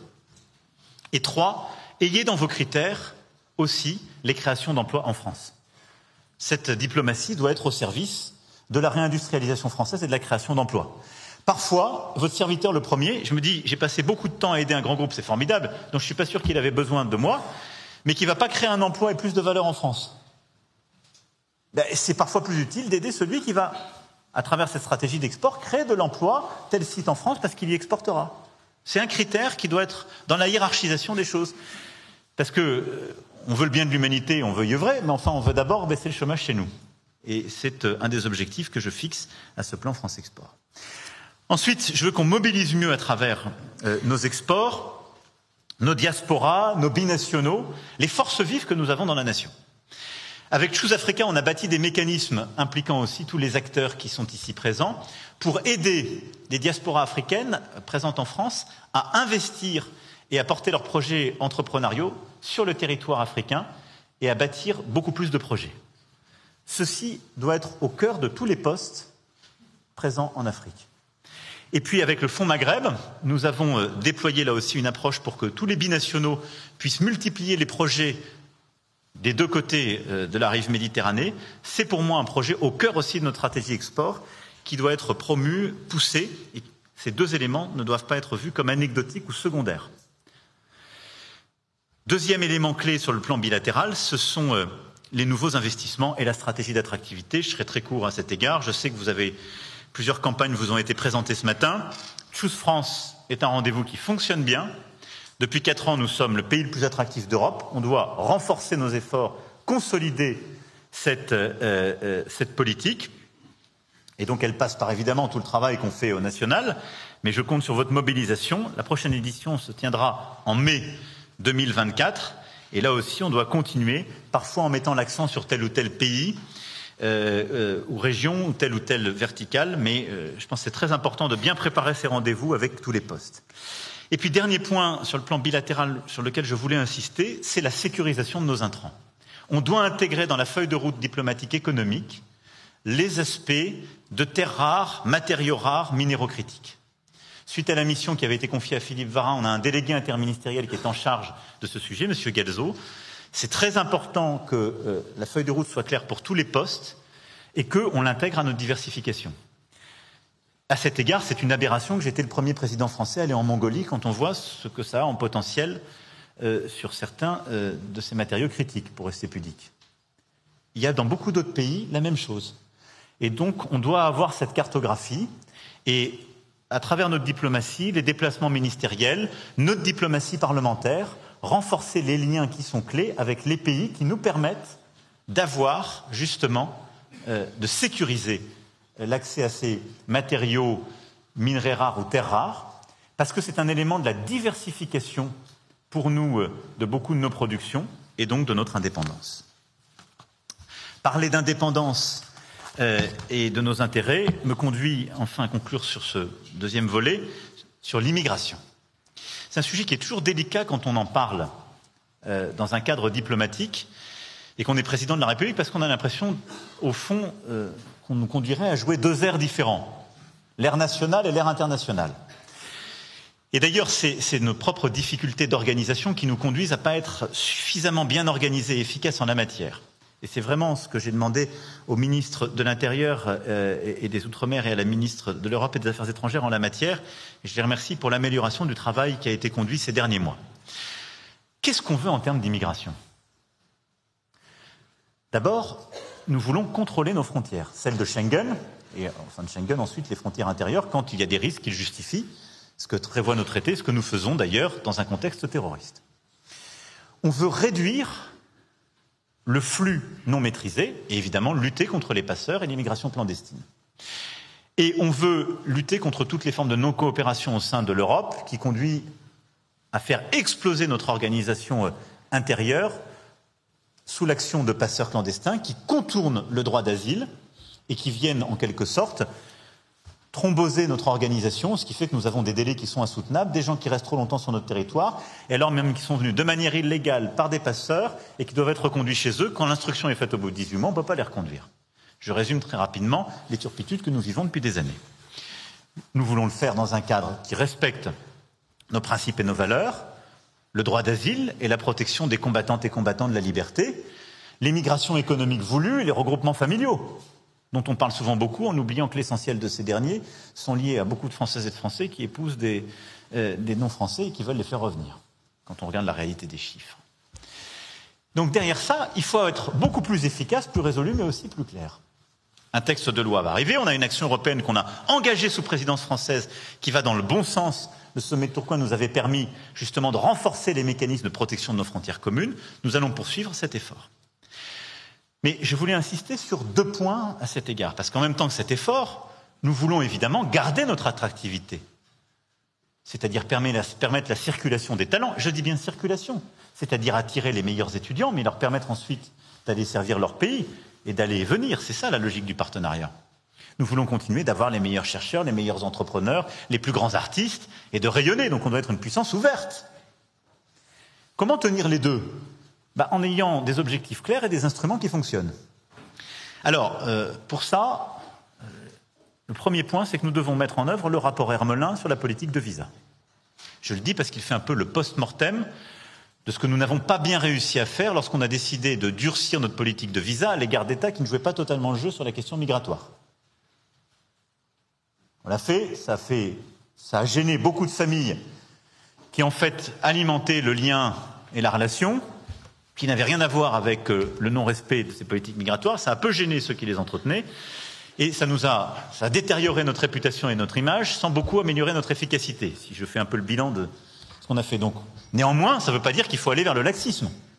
Non, on doit avoir une politique de rigueur, mais qui nous permet de conditionner de manière intelligente et de simplifier notre politique de visa quand on est avec des gens qui font vivre la relation bilatérale et qui sont bien connus. En somme, comme souvent, on n'est pas assez efficace avec les réseaux de délinquants et on crée trop de turpitudes à l'égard de ceux qui aiment la France et qui font vivre la relation bilatérale. Bon, c'est ça qu'il faut changer.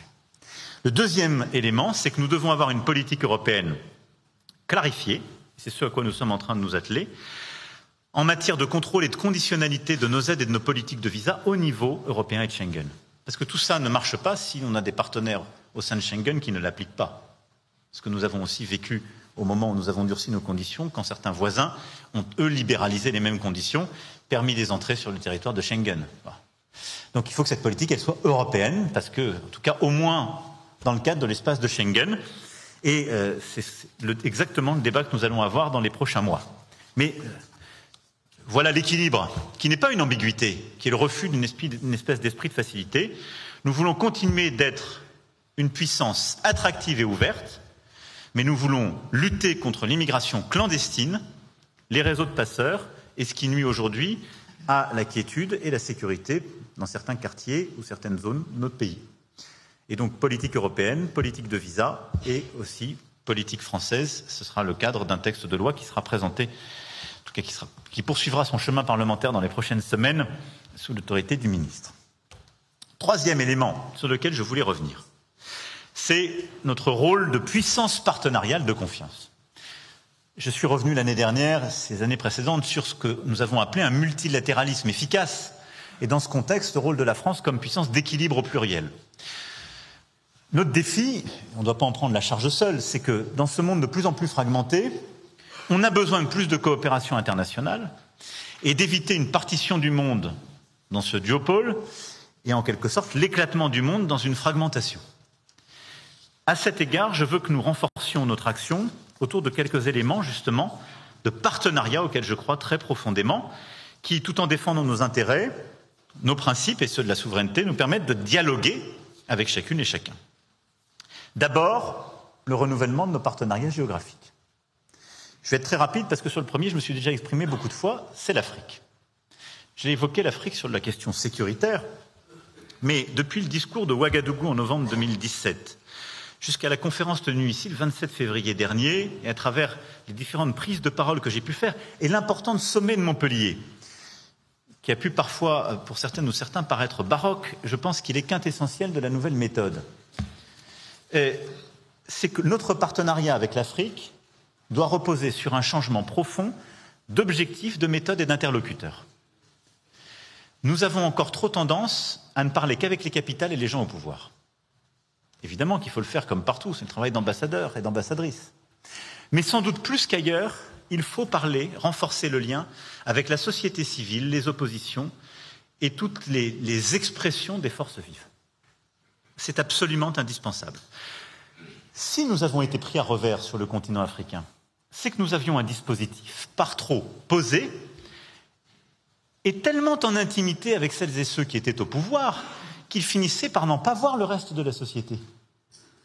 Et à un moment donné, quand la société bouge, on n'a plus de capteurs. C'est une réalité.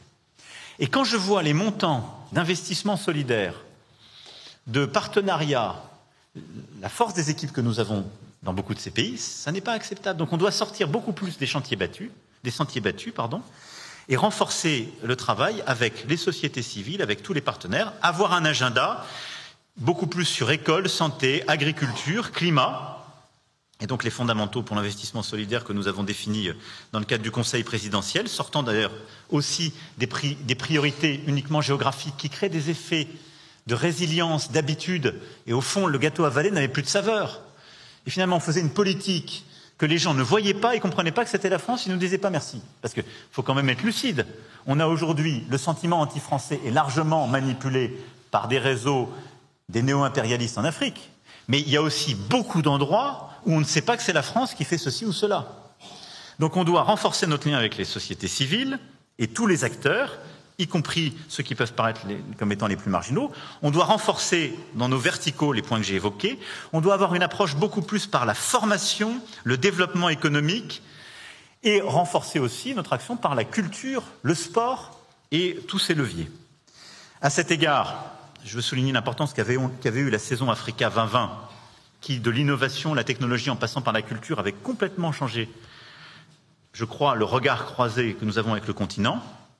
Nous aurons Africa Création à Paris les 6, 7, 8 octobre, qui est un rendez-vous très important sur lequel je demande la mobilisation de tous les postes en Afrique.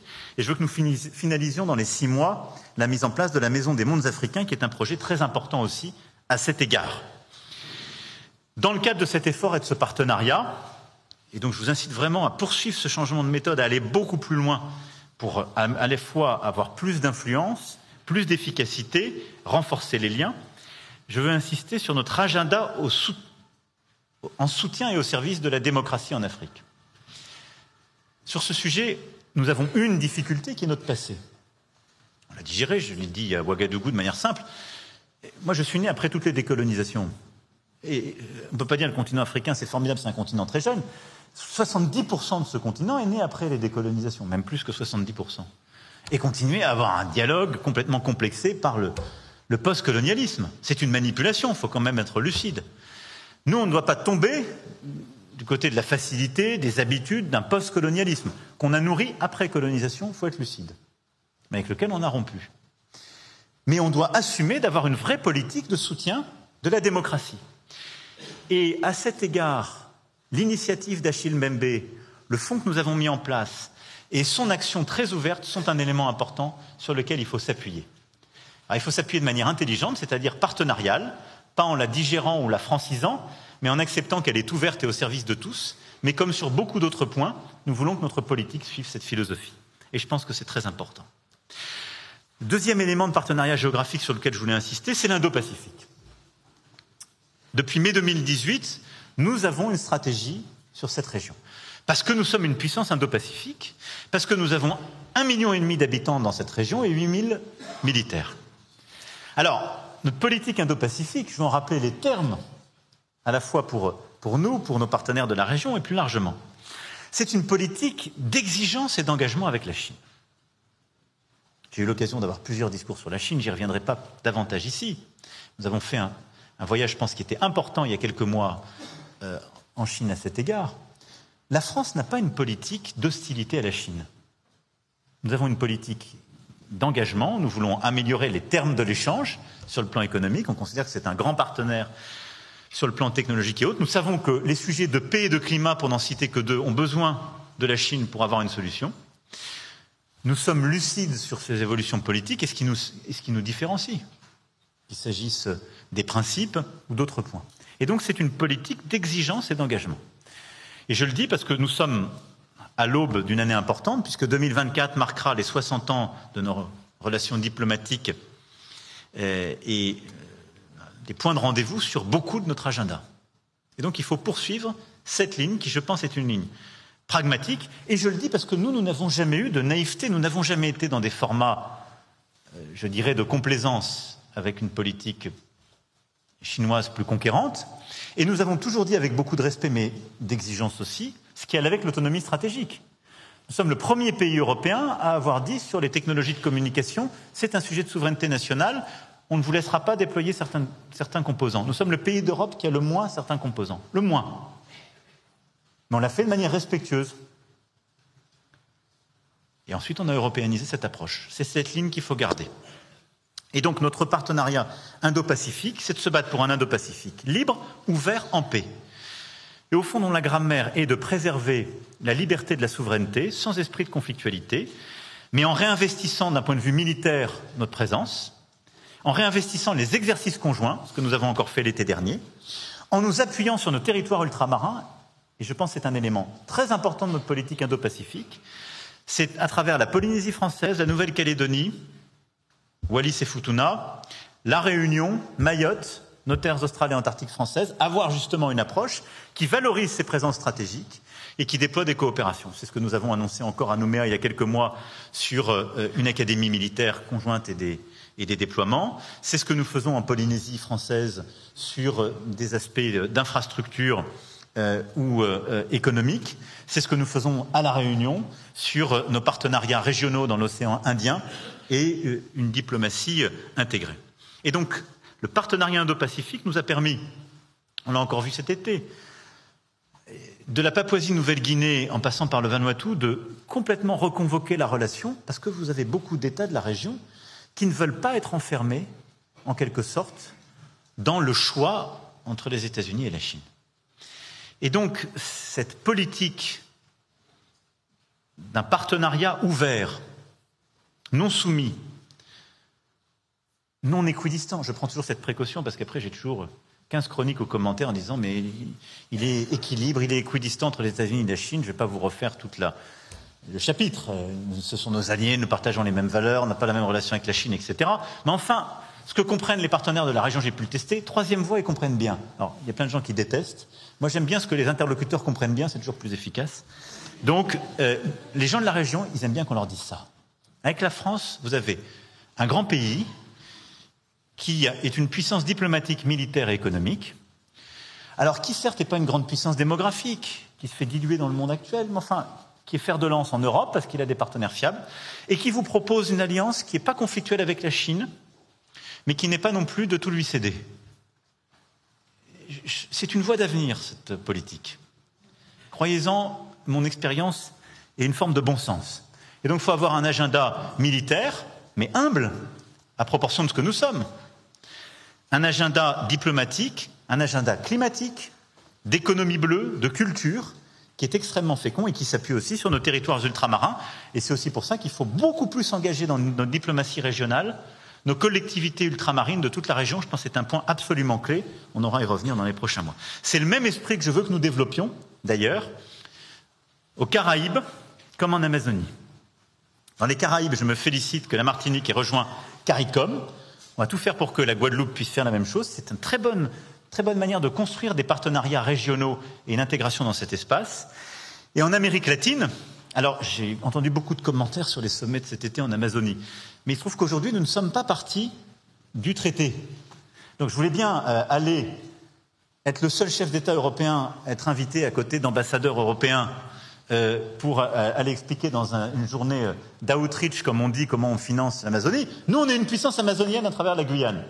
Donc je le dis solennellement, la France est candidate à rejoindre l'organisation du traité de coopération amazonienne et d'y donner toute sa place, et d'ailleurs d'y avoir une représentation associant étroitement la Guyane française. C'est très important, et nous devons jouer notre diplomatie à travers nos territoires ultramarins. Et donc je souhaite vraiment que le Brésil et toutes les puissances de la région puissent accepter notre demande de candidature et nous permettre d'intégrer ce format. Et puis je pense que nous devons repenser très profondément nos partenariats en Maghreb et Méditerranée. Je pense en effet que nous avons ces dernières années déployé avec les sociétés civiles, je l'évoquais pour l'Afrique, mais aussi avec le Maghreb, beaucoup d'initiatives. Le sommet des Neurives, la saison culturelle qui s'organise pour 2026, des multiples partenariats de culture et d'entrepreneuriat. Mais soyons lucides, les relations bilatérales ne sont pas au niveau où elles devraient être. Je ne vais pas ici en reconvoquer chacune, mais Maroc, Algérie, Tunisie, Libye, Égypte, mais également avec d'autres pays du Proche et Moyen-Orient. Alors c'est dû à quoi? Il y a à chaque fois beaucoup de discussions. Je ne peux pas dire que ce soit un manque d'engagement avec beaucoup d'entre eux de la France, y compris dans les efforts que nous avons pu faire sur les questions de mémoire ou les questions économiques. Il y a aussi une crise de la région et de son organisation, où les inimitiés ne sont pas absentes. Il y a des difficultés multiples et hétérogènes. Et donc, au-delà de ce que nous avons fait avec les sociétés civiles, sur la base, nous allons prendre plusieurs initiatives bilatérales. Je souhaite réengager avec plusieurs de ces pays dans les mois qui viennent, consolider ce que nous avons fait avec la conférence de Bagdad, qui est très structurante pour le Proche et Moyen-Orient.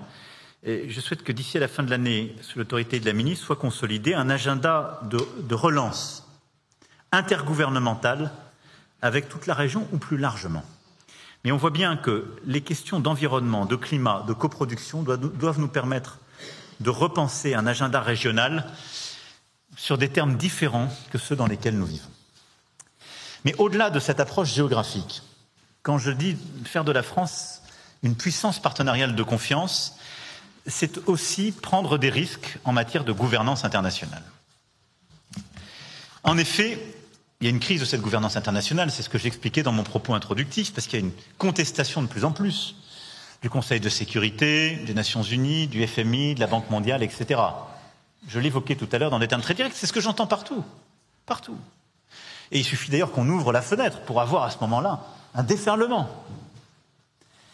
Et certains en jouent, il faut être lucide. Les pays du Golfe aujourd'hui nous regardent, nous disent « vous êtes là avec vos principes, vos droits, vos règles, vos critères du FMI. Vous êtes qui ?» Un vieux continent déclinant démographiquement, dépendant énergétiquement, incertain technologiquement. Nous allons travailler avec l'Inde, la Chine, moins exigeantes que vous, et beaucoup de pays pauvres et en développement qui préfèrent notre agenda. On les en de mémoire avec nos critères. C'est ce qui se passe dans beaucoup de pays où vous représentez la France. Quand on n'arrive pas à trouver de l'argent au FMI, on va les chercher maintenant dans des puissances du Golfe ou d'ailleurs, ou chez certaines autres poches profondes qui proposent un autre agenda avec d'autres critères, d'autres valeurs. Je ne surestime pas ce qu'a signifié le sommet de BRICS+. Enfin, il a dit quelque chose d'un appétit, d'un format alternatif. J'ai pas vu des gens frapper à la porte du G20.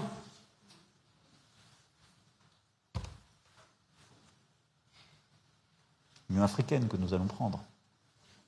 Mais ça nous dit quelque chose du fait que si nous ne savons pas réformer les structures qui sont aujourd'hui les nôtres, qui portent le droit international et des règles qui, me semble-t-il, sont bonnes, le risque, c'est que s'engouffrent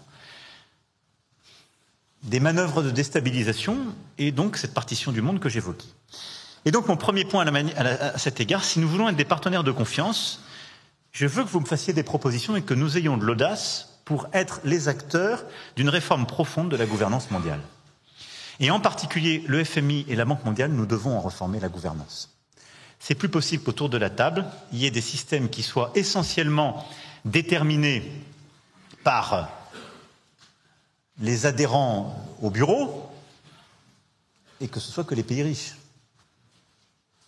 Si on ne réinclut pas beaucoup de ces pays qui aujourd'hui n'y sont pas, alors nous laisserons créer un ordre alternatif et nous irons vers la marginalisation de notre propre système. On doit aller vers plus d'efficacité de ce système, mais aussi on doit en réformer la gouvernance. Ensuite, je souhaite que nous ayons quelque audace et que nous travaillions, nous Européens, et je vais le proposer à quelques chefs d'État et de gouvernement, à des formats nouveaux avec l'Inde, le Brésil, l'Afrique du Sud. Nous ne devons pas nous enfermer dans les formats existants. Et je pense qu'il est très important, avec les grandes puissances émergentes et ceux qui les portent, eh bien, de créer des formats nouveaux et de regarder les éléments de gouvernance internationale, l'agenda justement climatique, énergétique, au-delà des relations que nous avons avec les États-Unis d'une part, avec la Chine d'autre part, et les structures dans lesquelles nous sommes. Mais donc, nous devons avoir de l'audace et je suis preneur de toutes vos suggestions en la matière.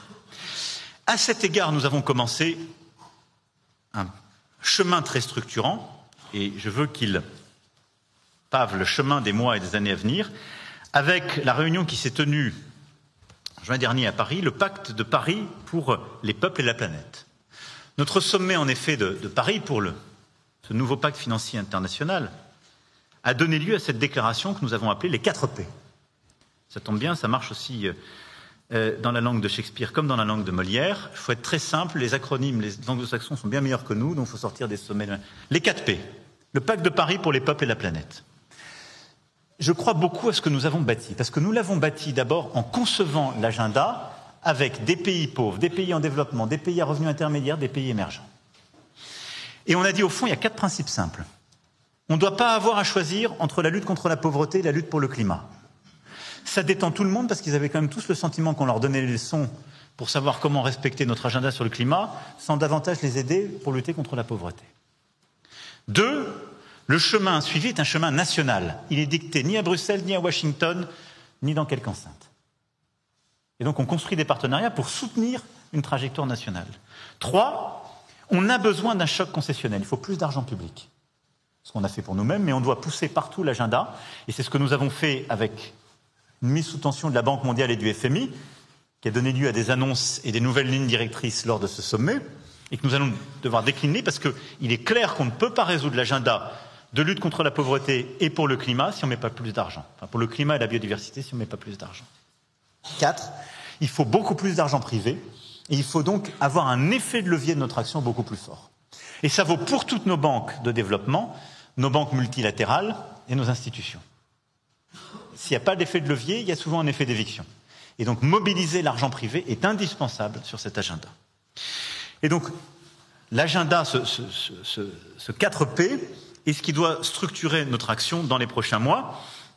C'est au fond la construction d'un nouveau consensus international public et privé autour de cet agenda pauvreté, climat, biodiversité. Alors, je souhaite qu'ils puissent justement scander les prochains rendez-vous. À New York, pour justement les rendez-vous qui se tiendront. Nous aurons le Forum de Paris sur la paix les 10, 11, 12 novembre qui permettra un point de rendez-vous sur ce sujet et consolidé. On va mettre en place une petite équipe de suivi en mobilisant aussi des chefs d'État et de gouvernement représentant tous les pays concernés, parce que ça ne doit pas être une initiative strictement parisienne. Et nous aurons un point de rendez-vous lors du sommet que nous organisions juste avant les Jeux olympiques et paralympiques, où nous aurons un sommet justement du développement durable olympique en juillet 2024 à Paris, et avec au cœur de l'agenda les 4 P. Ce qui est absolument, à mes yeux, indispensable. Alors, cet agenda sera scandé aussi par plusieurs initiatives que je voulais ici rappeler. nous devons continuer en effet à fédérer sur cet agenda de manière très concrète. Et donc à la demande du programme alimentaire mondial, le premier sommet pour l'alimentation scolaire se tiendra les 18 et 19 octobre prochains. Et donc la France l'organise, l'abrite, et donc on va mobiliser la planète entière sur cet agenda très important. Nous parrainerons aussi la reconstitution du Fonds international pour le développement agricole les 14 et 15 décembre prochains à Paris, avec un objectif de 2 milliards, ce qui là aussi est très important dans le cadre de la crise alimentaire que nous connaissons, et il vient servir l'initiative Farm que nous avons prise dès les premiers jours de la guerre en Ukraine, en particulier pour renforcer les capacités de production des pays en voie de développement ou à revenus intermédiaires. Et donc, vous le voyez, ce partenariat de confiance passe par cette initiative des 4 P et les jalons que je viens de situer qui sont à mes yeux indispensables. De manière concrète, au-delà des rendez-vous que j'évoquais, évidemment, nous continuerons de décliner notre agenda climatique, en liant toujours climat et biodiversité qui sont absolument inséparables, mais avec là aussi plusieurs rendez-vous qui vont marquer les prochains mois. Évidemment, la COP28 sera le rendez-vous clé en fin d'année, alors que tous les signaux d'une crise climatique aggravée se multiplient. C'est notre capacité maintenant à avoir des résultats qui est là. Et ce qui se passe sur le climat est totalement illustratif de ce que je vous dis depuis tout à l'heure. On voit certains émergents utiliser en quelque sorte l'argument politique de « c'est la responsabilité des Occidentaux », et donc on ne va finalement pas faire trop d'efforts. Et là où il y a beaucoup d'argent à mobiliser chez certains émergents ou chez certains États aujourd'hui bénéficiant de la manne des hydrocarbures, il y a un sous-investissement parce qu'en quelque sorte, il y a une forme de diplomatie du ressentiment ou de la stigmatisation à l'égard des Européens et des Américains. Il ne faut absolument pas céder à ça. Mais ça passe par ce réengagement et ce partenariat de confiance, et en particulier sur le thème du climat. Dès la rencontre qui sera organisée par le Kenya dans quelques semaines, et je salue l'engagement du président Ruto, la France évidemment sera à ses côtés, nous allons justement décliner le pacte de Paris pour les peuples et la planète et mettre en place, dès le sommet de Nairobi et pour la COP28, des options de financement nouvelles. Mobilisation Banque mondiale, FMI ensemble, démultiplication d'instruments plus simples et plus rapides et mobilisation du secteur privé. Ensuite, nous devons bâtir de nouvelles ambitions sur le plan énergétique. La France portera un agenda très clair avec des échéances de sortie du pétrole et du charbon. Parce que c'est là-dessus qu'il faut concentrer l'effort. Au fond, le cœur de la bataille doit être la réduction partout de la dépendance au pétrole, mais surtout la réduction de la dépendance au charbon, en particulier chez les grands émergents. Je vous renvoie, je l'ai déjà convoqué à plusieurs titres, mais il y a un très bon schéma fait par l'AFD qui montre l'impact. Il faut arrêter d'aller surinvestir politiquement sur des petits projets dans les pays en voie de développement ou les pays à revenus intermédiaires où on met parfois beaucoup de pression politico-médiatique. Le cœur de la bataille, c'est que les grands émergents sortent du charbon. C'est ça le cœur de la bataille pour les 10 prochaines années. Et donc on doit redoubler d'efforts. C'est ce que nous avons engagé, je crois, avec beaucoup de force à travers nos partenariats de transition juste, dits JETP, Afrique du Sud, Indonésie, Vietnam, Sénégal. Et donc nous allons continuer la déclinaison de ces accords, mais on va surtout maintenant mettre plus d'impact sur pétrole-charbon.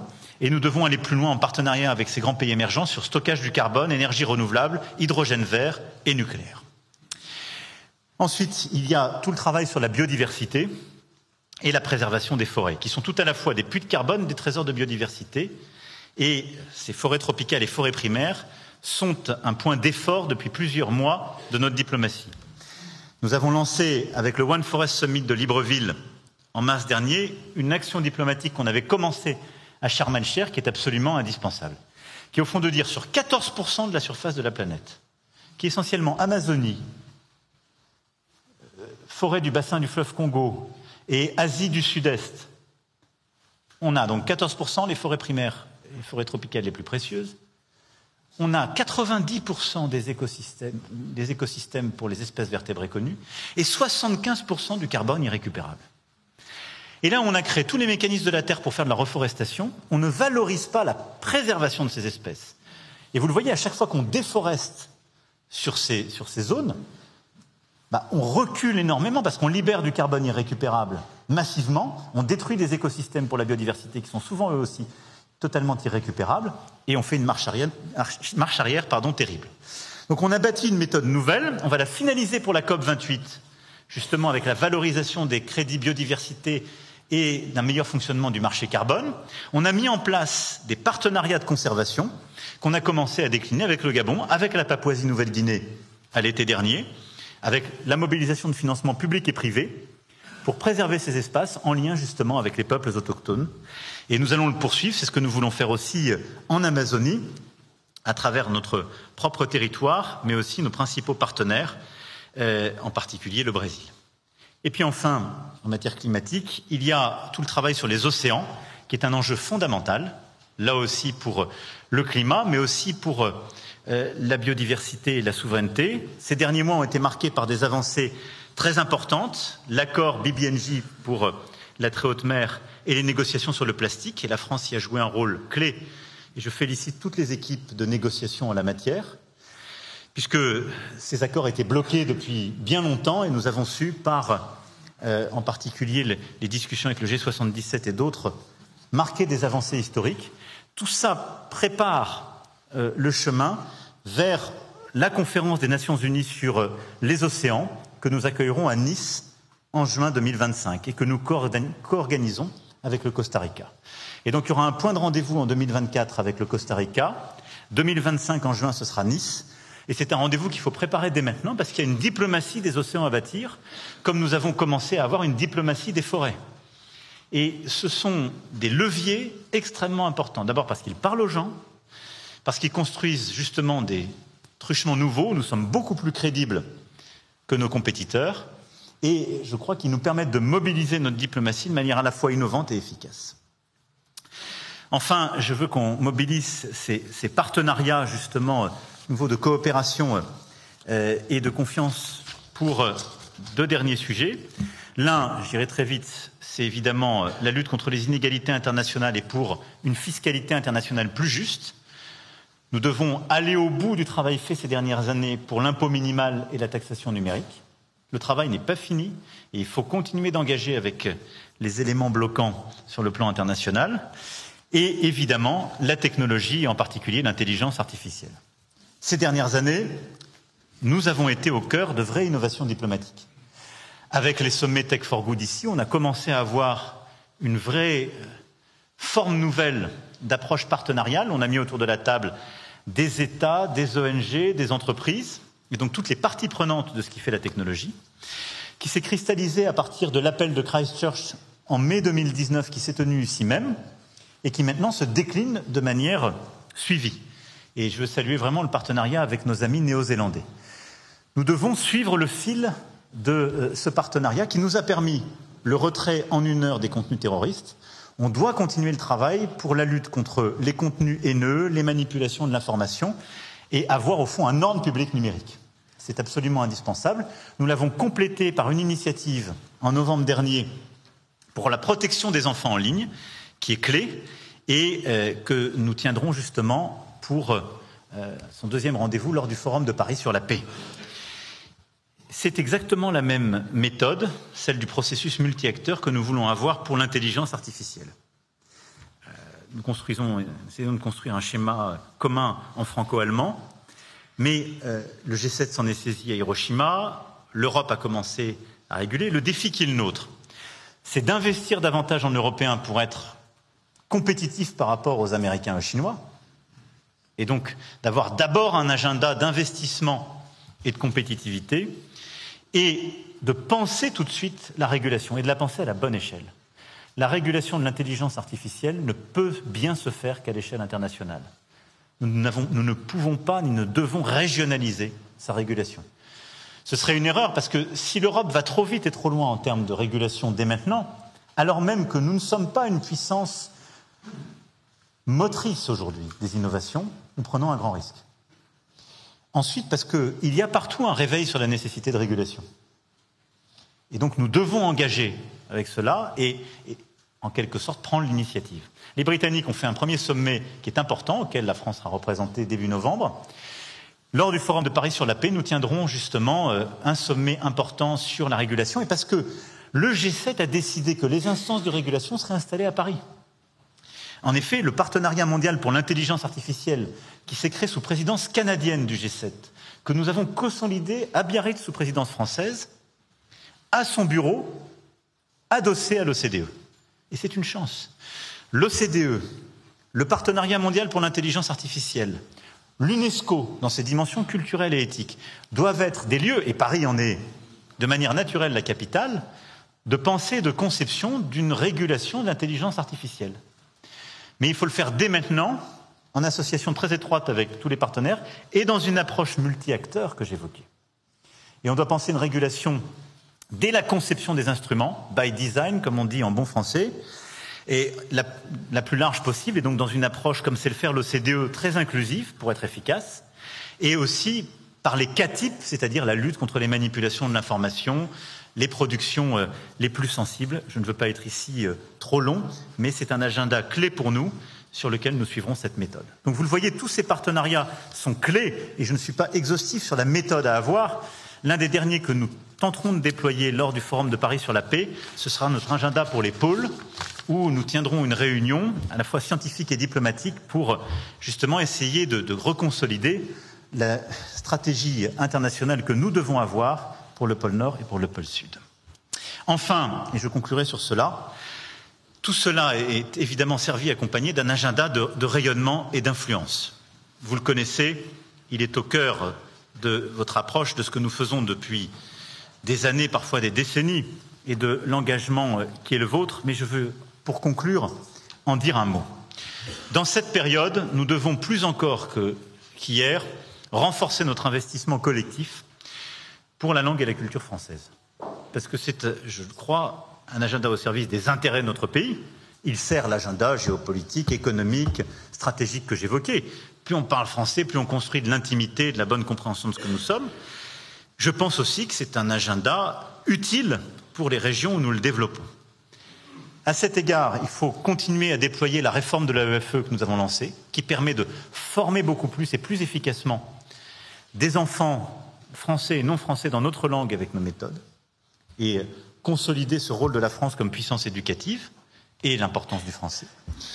J'ai eu l'occasion en juillet dernier de rassembler toutes les alliances françaises ici, et je veux saluer à nouveau leur travail qui est essentiel à cet égard, de notre Institut français et de toutes ces structures à travers le monde, mais également de nos musées, de nos établissements culturels, par leur stratégie diplomatique, par leur action, par les initiatives qu'ils prennent, que ce soit en France ou à l'étranger. Donc nous devons redoubler d'efforts et en fait de propositions. Et avec l'enthousiasme du premier jour. Moi, je veux qu'on redouble d'efforts, je l'évoquais tout à l'heure pour ce que nous voulons faire sur l'Afrique, mais dans toutes les zones, la France est attendue sur ce sujet. Et donc, la promotion de la langue française, mais aussi et surtout la promotion de nos artistes, des pays où vous servez, de la possibilité de se déplacer, des étudiants aussi dans les formations que nous développons, c'est un formidable levier d'influence. À ce titre, je veux ici signaler un point phare qui sera en octobre 2024, le sommet de la francophonie, qui permettra, pour la première fois depuis longtemps, la France l'accueillera. Et donc l'idée, c'est aussi, comme je le disais tout à l'heure, au maximum de le désinstitutionnaliser, car ces sommets ont par trop vieilli, de montrer à quel point ils sont décentrés. Je rappelle que la francophonie est un format qui a été inventé par des chefs d'État non français et voulu par amour de la France par des chefs d'État non français, et d'essayer de bâtir des chemins nouveaux où la jeunesse sera au cœur du projet que nous portons. Ce sommet se tiendra à la Cité internationale de la langue française à Villers-Cotterêts, que nous inaugurerons le 19 octobre prochain, et qui doit être un lieu aussi d'appui pour vous, de formation, de soutien pédagogique, culturel, d'action. Il y aura des résidences d'artistes, mais aussi d'académiques, et qui doit être vraiment un lieu important de travail. À côté de ce travail sur la langue et la culture, il y a, je ne peux évidemment manquer d'insister sur ce point, le travail sur notre influence. Nous l'avons évoqué au Quai d'Orsay en mars dernier, la ministre y est plusieurs fois revenue, c'est au cœur de la feuille de route de la loi de programmation militaire, c'est un sujet délicat parce que c'est un continuum. L'influence, c'est une notion, je dirais, qui vit dans la société et qui a sa place dans le registre commun. C'est être bien vu, au maximum aimé, être compris, si possible suivi. Bon. C'est devenu maintenant une fonction diplomatique parce qu'il y a de la contre-influence. Et donc c'est rentré dans le cœur des missions et je veux saluer vraiment ce que le Quai d'Orsay a commencé de faire, à la fois au niveau de l'administration centrale et de la sensibilisation des postes. Il faut continuer ce travail par la transformation de l'outil numérique, de l'approche, la recherche d'alliés, de partenaires.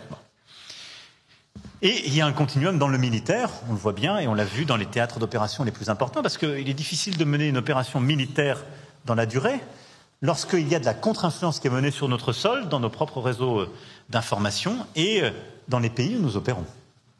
Et puis ça vient toucher évidemment le sujet de l'information, parce que l'influence menée par telle ou telle puissance, selon les règles qu'elle utilise et sa transparence, vient parfois falsifier l'information libre, neutre, et change complètement la forge des opinions publiques. Et je le dis parce que le sujet de l'influence est clé pour l'efficacité de notre action diplomatique, mais pour le fonctionnement même des démocraties à l'étranger et chez nous. Et c'est pour ça que c'est une fonction très sensible, et j'aurai l'occasion d'y revenir de manière plus structurée dans les mois qui viennent, parce que ça suppose, et nous l'avons fait d'ailleurs pour ce qui est de la France, des contrôles démocratiques et juridictionnels structurés et clairs, une action qui est lisible par tous, mais aussi une plus grande efficacité et une sortie de la naïveté. Et si je parle de l'action internationale, je veux juste dire ici quelques mots. Nous devons continuer d'être beaucoup plus efficaces. Il y a aujourd'hui des grandes puissances impériales qui sont plus efficaces que nous et qui structurent une fonction d'influence par tous les canaux, réseaux sociaux, les canaux sous-jacents administratifs et autres, qu'il nous faut analyser de près et contrer. Et donc nous avons un effort d'organisation, mais aussi de doctrine, d'instruments et d'investissement massif dans tous les domaines de l'influence à faire. Et à faire vite. Parce que nous en subissons les conséquences. Quand j'entends parler de sentiments anti-français dans beaucoup de pays d'Afrique, c'est le fruit d'une stratégie de contre-influence et de désinformation. Elle est très bien faite. Elle utilise parfois ce qui était fait par ceux qui étaient nos amis. Ils savaient remplir des stades de football à peu de frais et faire applaudir des présidents français. Et ils le font maintenant avec d'autres idées. Mais donc ils sont organisés. Ils le font sur des réseaux sociaux. On connaît les instruments, mais il faut qu'on fasse attention. Nous avons, à juste titre, clarifié nos instruments, normalisé, c'est très bien. Nous sommes parfois, en tout cas sur ce registre, impuissantés. Et donc on doit être beaucoup plus efficace. Et puis nous devons penser, je l'avais dit, mais le rôle de l'audiovisuel public à l'international. Et France Média Monde, qui est un formidable levier de rayonnement, etc. Mais il faut qu'on soit au clair sur la place qu'on lui donne et le rôle qu'il y joue. Parce que quand il a face à lui, quand il est le seul levier d'une presse considérée comme libre, il a une fonction tout à fait importante. Et donc, on le voit bien, il a affaire face à lui à de la propagande. Et quand cette propagande elle est reprise telle qu'elle, c'est un sujet, parce qu'elle vient parfois menacer la France directement, on vient de le vivre encore au Niger. Et en tout cas, le cadre de son intervention doit être pensé, parce qu'en même temps, cet organisme, élu par beaucoup d'États comme un organisme d'État, ce qu'il n'est plus, je vous rassure, enfin il est lu comme tel, et il est utilisé par les puissances qui nous contestent comme le fruit d'un impérialisme français sur le champ informationnel. Et donc là, on a construit une équation qui est plutôt perdante, si j'étais honnête avec vous. C'est-à-dire qu'on a un instrument qui est bâti avec des rédactions indépendantes, ce qui est évidemment le cadre de ce dans quoi nous croyons pour avoir une presse libre, mais qui du coup s'interdit totalement de faire quelque travail d'influence, et qui est dans des pays qui le voient comme un instrument d'État qui fait de l'influence, et qui est vu comme la justification et la légitimation par d'autres puissances qui font de la vraie influence à des fins gouvernementales, comme la légitimation de ce qu'ils sont en train de faire. Je le dis avec mes mots, enfin c'est à peu près comme ça c'est ça ce que je vis moi. Et à mon avis, ce que beaucoup de diplomates qui sont dans ces pays-là vivent. Donc à mon avis, ce n'est pas notre meilleure utilisation de l'instrument commun. Donc là, je demande vraiment à ce qu'on s'attelle avec courage à la chose. Les états généraux de l'information doivent nous permettre de penser cela. Mais l'indépendance journalistique à laquelle je tiens très profondément et que je défendrai en France comme ailleurs avec beaucoup de force, ne doit pas servir d'interdit de réfléchir à un monde nouveau dans des géographies différentes. Ça, pardon.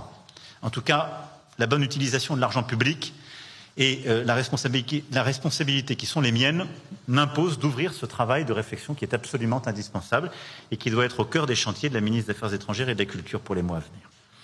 Enfin, ce rayonnement, et je conclurai, je vous rassure, sur ces 2 points, passera dans les mois prochains par le sport et l'histoire et la mémoire.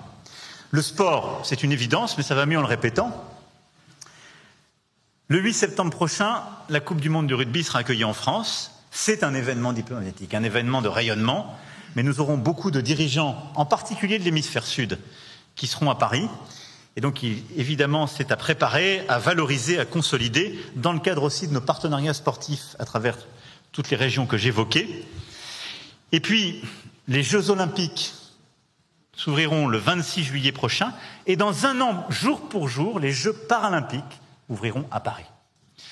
Et ces Jeux olympiques et paralympiques sont un formidable rendez-vous diplomatique de rayonnement et d'influence. D'abord, de la capacité de la France à accueillir, de sa gastronomie et de son offre, représentant personnel y travaille, et d'ailleurs du rugby jusqu'à ces rendez-vous pour que l'art de vivre à la française, notre gastronomie, notre capacité à accueillir, justement, soit valorisée et pleinement vue. Mais l'héritage de Paris, en termes d'inclusivité, en termes justement de sport d'école, de sport et de santé, sera au cœur de ces rendez-vous, avec en plus le sommet développement durable olympique que j'ai annoncé, qui se tiendra juste avant ces événements. Enfin, notre rayonnement passera également par notre histoire et notre mémoire, puisque les mois qui viennent seront scandés par les 80 ans de la libération et des débarquements en France. Ça commencera en Corse dans quelques semaines et ça se poursuivra à partir du printemps et de l'été 2024, mais avec beaucoup de rendez-vous intercalaires que nous aurons à organiser en Normandie et en Provence, qui sont les 2 épicentres, mais avec à peu près tous les territoires français qui seront concernés par ces rendez-vous de mémoire et d'histoire, au moment même où les dernières générations de survivants sont en train de nous quitter et où il y a pour nous-mêmes un très gros travail d'histoire et de mémoire que nous sommes en train de faire avec beaucoup d'historiens, l'implication du ministère des Armées sur ce sujet et de l'Éducation nationale, mais avec également un travail à l'international, puisque beaucoup de nos puissances alliées, mais aussi du continent africain, du continent pacifique, se sont impliqués à nos côtés dans la libération du territoire français et ses débarquements. Et donc nous aurons à préparer ces rendez-vous diplomatiques avec beaucoup de soin. C'est la mission que j'ai confiée à l'ambassadeur Étienne, qui pilote avec plusieurs historiens, militaires et administratifs cette mission pour préparer justement le rendez-vous et commémoration. Voilà, mesdames et messieurs les ambassadrices et ambassadeurs, ce que je voulais vous dire en ce début de semaine et avant vos travaux sur à la fois la situation internationale telle que je la vois et quelques-unes des grandes perspectives qui sont les nôtres. Il y a beaucoup de travail. Évidemment, je n'ai pas parlé de certaines zones, de certains pays, mais j'ai déjà été trop long. Donc, vous ne m'en voudrez pas. J'aurai l'occasion de revenir dans les semaines et les mois qui viennent sur plusieurs des sujets évoqués ici, ou certains que je n'ai pas assez développés. En tout cas, je veux ici vous redire ma confiance et mon soutien pour les missions qui sont les vôtres. Elles servent l'agenda de la France et de la nation, de sa force économique, mais aussi de sa force morale. Et elles portent dans un moment extrêmement trouble, vous l'avez vu, les chemins de nos intérêts, de notre indépendance et de nos principes, auxquels nous devons rien céder. Je compte sur vous. Vive la République et vive la France.